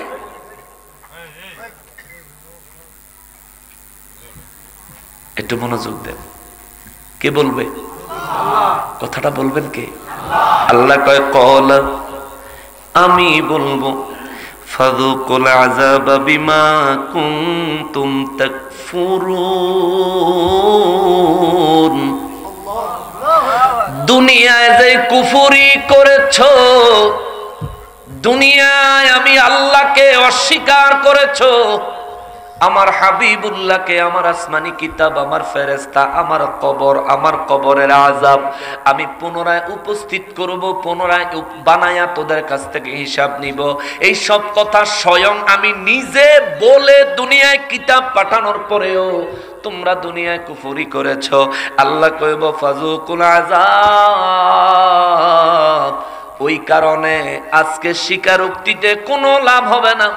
যাও যাও যাও, আমার আযাব ভোগ করতে থাকো। জোরে কন্না নাউযুবিল্লাহ। কাফেররা সেদিন ধরা খাবে, কিন্তু ঈমান আনার পর ঈমানদার যদি পাপের মধ্যে লিপ্ত থাকে, ঈমানদার ধরা খাইব কি খাইব না? উপায় থাকতো না। আমাদেরকেও শুধরাইতে হবে, আমাদেরকে পরিবর্তন করতে হবে, নিজেকে পরিবর্তন করতে হবে, ইবাদতে দাখিল করতে হবে, নবীর মহব্বত অন্তরে রাখতে হবে। বেদিনের কাছে তাবলীগ হবে ঈমানের দাওয়াত। যারা মুসলমান হয়েও নবীর ইজ্জতে আঘাত দিয়া কথা বলে, তাদেরকে জনমের শায়েস্তা করা লাগবে। ঠিক কি না বলেন? মুসলমান হয়ে যারা নবীর ইজ্জতে আঘাত দিয়া কথা বলবা, তোমাদেরকে জনমে শায়েস্তা করা লাগবে। কেননা এটা হলো মুসলমানের ঈমানি দায়িত্ব। ঠিক কিনা বলেন? আল্লাহ কইছে, আল্লাহ বলছেন, আল্লাহ বলছেন ওয়াতুজাহিদুনা ফি সাবিলিল্লাহ, আল্লাহর রাস্তায় জিহাদ করো। বর্তমান সময়ের সবথেকে বড় জিহাদ হলো বাতিল ফেরকার বিরুদ্ধে অবস্থান নেওয়া। কথা বলেন ঠিক কিনা? অতএব বাবা নিজেকে প্রস্তুত করবেন। আমি আর সামনে যাব না, আমি 3টা আয়াতের উপর, 4টা আয়াতের উপর কথা বলছি। 4টা আয়াত, এগুলো তাবলীগ, এটাই তাবলীগ। আর আমাদের দেশে যেটারে তাবলীগ কয় গাটি লইয়া মসজিদের ভিতরে যাও, সেগায়া হইতা তাহন একজনের লাগা 4টা ফাঙ্কা চালাইয়া, তাহাজ্জুদের খবর নাই, চোখ গসতে গসতে ফজরের নামাজে উপস্থিত হয়। নামাজটা পড়া জনমের খানা খায়। আরে বিরিয়ানি খায় কি খাইয়া তার গার মাগো মাগো মাগো কি যে মোটা হইছে, ফ্যাট। ও বাবা এতে বইলে ফাঁসাটা এক দেশ ফ্যাট থায় আর এক দেশ নাগাল ফায় না গো। কে কি কোথায় আসছেন? আমরা তাবলীগে আসছি, আমরা চিল্লায় আসছি। ও চিল্লায় আসছেন? জি চিল্লায় আসছি। তুই চিল্লাইতে এসে কি আনো? তোমার যদি তাবলীগ করার ইচ্ছে থাকে, কোরআন হাদিসের ইলম অর্জন করো, বেদিনদের কাছে গিয়ে প্রচার করো। মসজিদে তো তাবলীগ হয় না, মসজিদে তালিম হয়। যে হ্যাঁ আমরা মুসলমানেরা একজন আরেকজনকে আল্লাহর বিধান, নবীর সুন্নাহ সম্পর্কে আলাপ আলোচনা করব। যেটা জানি না সেটা জানাবো, আমি যেটা জানি না সেটা জেনে নিব, এই জন্য আইছি। তাইলে এটা নাম হইব তালিম। তুমি নাম দিছো তাবলীগ, কাম করো তালিম। তুমি তো একটা চিটার। নাম দিবে একটা, কাম করবা আর একটা। এটা তো মুনাফিকের স্বভাব। জবানে যা, অন্তরে তা, কাজে কর্মে তা থাকতে হবে। ঠিক কিনা বলে? খবরদার এই চিল্লা লইয়া ঘুরে মিরা এরপরে এগুলো, হ্যাঁ এটা কোনো হইল? নিজের জায়গা তাবলীগের চিল্লা দিত, নিজের বউ ফোলাফাইন জি ফুত কই গেছে গা, কার ফুতের লগে তার জি গেছে গা কে জানে, কার জিয়ের লগে তার ফুত গেছে গা কে জানে। খবর নাই এসে পড়ছি আল্লাহ রাস্তায়। এক বছরের জিজ্ঞেসছিলাম, এইও বাজান আপনি যে আল্লাহ রাস্তায় ইয়ে পড়লেন, তাই আপনার বৌজিফুত হেরারে কে দেখবো? আল্লাহ দেখবো। কে দেখবো? আল্লাহ বলে দেখবো। আচ্ছা, আপনার আল্লাহ দেখে না? হেরারে আল্লাহ দেখে, আপনার আল্লাহ দেখে না? কোনা দেখে তো তেমন কেমনে নয়ছেন কীর্তন আপনি বাইতে না থাকবেন? আপনার বৌজিফুত বাইত থাকলে যদি হেরারা যদি আল্লাহ দেখে, আপনার তো বাইত থাকলে আল্লাহ দেখ লইলে নাকি? আপনি গাঠিলে এখন আল্লাহ দেখান কীর্তেন। আচ্ছা, বালা কথা। আপনি যেহেতু বের হইছেন দ্বীনের দাওয়াত দিবেন, ভালো কথা। তাবলিগে যেহেতু বের হইছেন, এটা অত্যন্ত ভালো কথা। তাবলিগ যে কি দিয়া করার লাগবে আপনি কিছু জানেননি? না, আমি তো আসলে ক্লাস 3 পর্যন্ত পড়েছি। কোন ক্লাস? ক্লাস 3। আচ্ছা, ভালো কথা। তো কোরআন হাদিস কিছু শিখছেন নি? না, আমিরদের কাছ থেকে শুনেছি, তো সেভাবেই চলছে। বহুত বহুত ফায়দা হবে ইনশাআল্লাহ। ভাই, আগে কোরআন হাদিস শিখতে হইব। আল্লাহর রাসূল রাহমাতুল লিল আলামিনের স্বয়ং আল্লাহ সাহায্য করেছেন, স্বয়ং আল্লাহ কিতাব দিবেন, স্বয়ং আল্লাহর ফেরেশতা জিবরাইল আমিন সহ ফেরেশতাদেরকে দিয়া ওহী পাঠাইছেন, সাহায্য করেছেন। তবু বেদিনরা প্রশ্ন করেছেন। কত প্রশ্নের উত্তর দিতে আমার নবীজি সময় নিয়ে উত্তর দিয়েছেন, ঠিক কিনা বলেন? রাহমাতুল লিল আলামিন বেদিনদের সামনে নিজেকে উপস্থাপন করতে যদি এতটা সতর্কতা অবলম্বন করে, আপনার কি সতর্কতার দরকার নাই? আপনি তাবলিগে বেরিয়েছেন, একটা বেদিন যদি আপনার একটা প্রশ্ন করে, আপনি যদি উত্তর দিতে না পারেন, তাইলে এই বেদিন ইসলামে আসার জন্য তার আগ্রহটা কি বাড়বে না কমবে? দত্তরি এগুলি কি হুদাহুদি মূর্খ টুর্খ? খবরদার। তাবলিগ তারাই বলে, আমার মুসলিম ভাই, আমার মুসলিম বাবারা, আমার পর্দার আড়ালের মা বোনেরা, আপনারা যারা শুনছেন, মির্জাপুরের মায়েরা, আপনাদের সবার কাছে 2 হাত জোড় করে অনুরোধ করি, নবীজির দায়িত্ব আমরা যেন তাবলিগ করি। নবীজি আমাদের জন্য এটা রেখে গেছেন, বিশেষ করে আলেমদের জন্য রেখে গেছেন। ইচ্ছা করলে আমরা প্রত্যেকে আলেমদের সহকারী হয়ে দ্বীনের খেদমতে, তাবলিগ ও দাওয়াতে আমরা বের হতে পারি কি পারি না? আমি আপনাদেরকে বলি না যে এদিক এদিক জানগা, না না না, আপনার বাড়ির আশেপাশে যারা আছেন আপনি তাদেরকে দ্বীনের দাওয়াত দেন, দ্বীনের দাওয়াত, ইসলামের দিকে ডাকেন। আসেন না, একটা বুদ্ধি, একটা পরামর্শ আপনাদেরকে দিয়ে যায়। আমার যুবক ভাইরা, একটু মনোযোগ দিবা, একটু মনোযোগ দিবা। অনেক কষ্ট করে অনেক আগে দাওয়াত দিয়ে আমারে আনছো, অনেক মোহাব্বত তোমরা করো, রাত্র গভীর, এখন রাত্র 1টার উপরে বাজে। এখন আমি তোমাদের খেদমতে কথা বলছি, একটু মনোযোগ দিবা।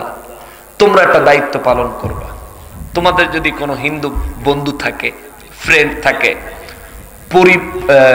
প্রতিবেশী যদি থাকে, তাইলে তোমার আমি অনুরোধ করব, যখন মুসলমান কোনো ব্যক্তি মারা যায়, তুমি তোমার বন্ধুটারে দাওয়াত দিবা। পারবানি? তোমার বন্ধুটারে দাওয়াত দিবা, নিয়ত থাকবে কি? তাবলীগ। আর দোয়া করবা, আল্লাহ আমি আপনার দ্বীনের দাওয়াত তার অন্তর পর্যন্ত, তার কান পর্যন্ত, তার চোখ পর্যন্ত পৌঁছাইয়া দেওয়ার চেষ্টা করতেছি, আল্লাহ আপনি কবুল করেন, আমিন। এই দোয়া কইরা নিয়ত করে তারা দাওয়াত দিবা। মানুষ, একজন মুসলমান মারা গেলে খাটের থেকে নামানো থেকে শুরু করে গোসল, কাফন, জানাজা, দাফন, এই সব কিছু তারে সঙ্গে রাইখা দেখাইবা যে ভাই এটা ইসলামের নীতি। সব শেষে গিয়া তারে বলবা, ভাই তোমাদের ধর্মে মানুষ মারা গেলে কি করে আমার একদিন দেখাইও। প্রয়োজনে তাদের কোনো ব্যক্তি মারা গেলে তোমারে খবর দিলে তুমি যাইও, গিয়া দেখবা, দেখে তোমার বন্ধুরে নিয়া অন্য একদিন এক জায়গায় বসবা, বৈশা তারে বলবা, ভাই তোমাদের ধর্মে মানুষ মারা গেলে অন্তিম কার্য করার নিয়ম আমিও দেখলাম, আর ইসলামে মুসলমান মারা গেলে অন্তিম কাজ কিভাবে করে সেটা তুমিও দেখলা। আচ্ছা ভাই, এবার তুমি বলো তো কোনটা তোমার কাছে ভালো লাগছে? সে তখন যদি বলে ইসলামেরটাই আমার কাছে বেশি ভালো লাগছে, তাহলে তখন তুমি তারা অফার করবা, ভাই তাহলে তুমি আর ইসলাম ধর্মে আসছো না কেন? চলে আসো না, আমরা জীবন দিয়া তোমার ইজ্জত রক্ষা করব, আমরা জীবন দিয়ে প্রয়োজন হলে জীবন দিয়া দিব, তবু তোমার ক্ষতি হইতে দিব না। ঠিক কিনা বলে? এইভাবে তারা দাওয়াত দেন। আস্তে আস্তে দেখবেন সব ইসলামে আসবে, ইসলামে আসবে। শাহজালাল বাবা ইসলামের দাওয়াত বেদিনের কাছে দিছে। আমাদের পূর্বপুরুষের থেকে পূর্বপুরুষ, তার থেকে পূর্বপুরুষ, বাংলাদেশের যদি এগুলো আমরা হিসাব করি তাহলে দেখা যাইব কেউ না কেউ বিধর্মীয় ছিল। তারা আল্লাহর ওলিদের সোহবত পাইছে, তাদের কাছ থেকে ইসলাম গ্রহণ করেছে, বিদায় আমরাও মুসলমান হয়েছে। ঠিক কিনা বলে? তো দাওয়াতটা তো দিতে হবে, বেদিনরে দাওয়াতটা দিতে হবে। তো সে কবুল করুক বা না করুক, গ্রহণ করুক বা না করুক, আপনি যখনই তার কাছে দাওয়াত দিবেন তখন আপনি নবীজির পক্ষ থেকে একজন দায়িত্বশীল মেসেঞ্জারের মর্যাদা পেয়ে যাবেন। সুবহানাল্লাহ। আল্লাহ তাআলা আমাদেরকে বোঝার তৌফিক দান করুক। জোরে কন্না আমিন, আর জোরে কন্না আমিন। ওমা তৌফিক ইল্লা বিল্লাহ। আজকে এখানে শেষ করছি। আসুন আমরা নবীজিকে দাঁড়ায় সালাম দেই, ইয়া নবী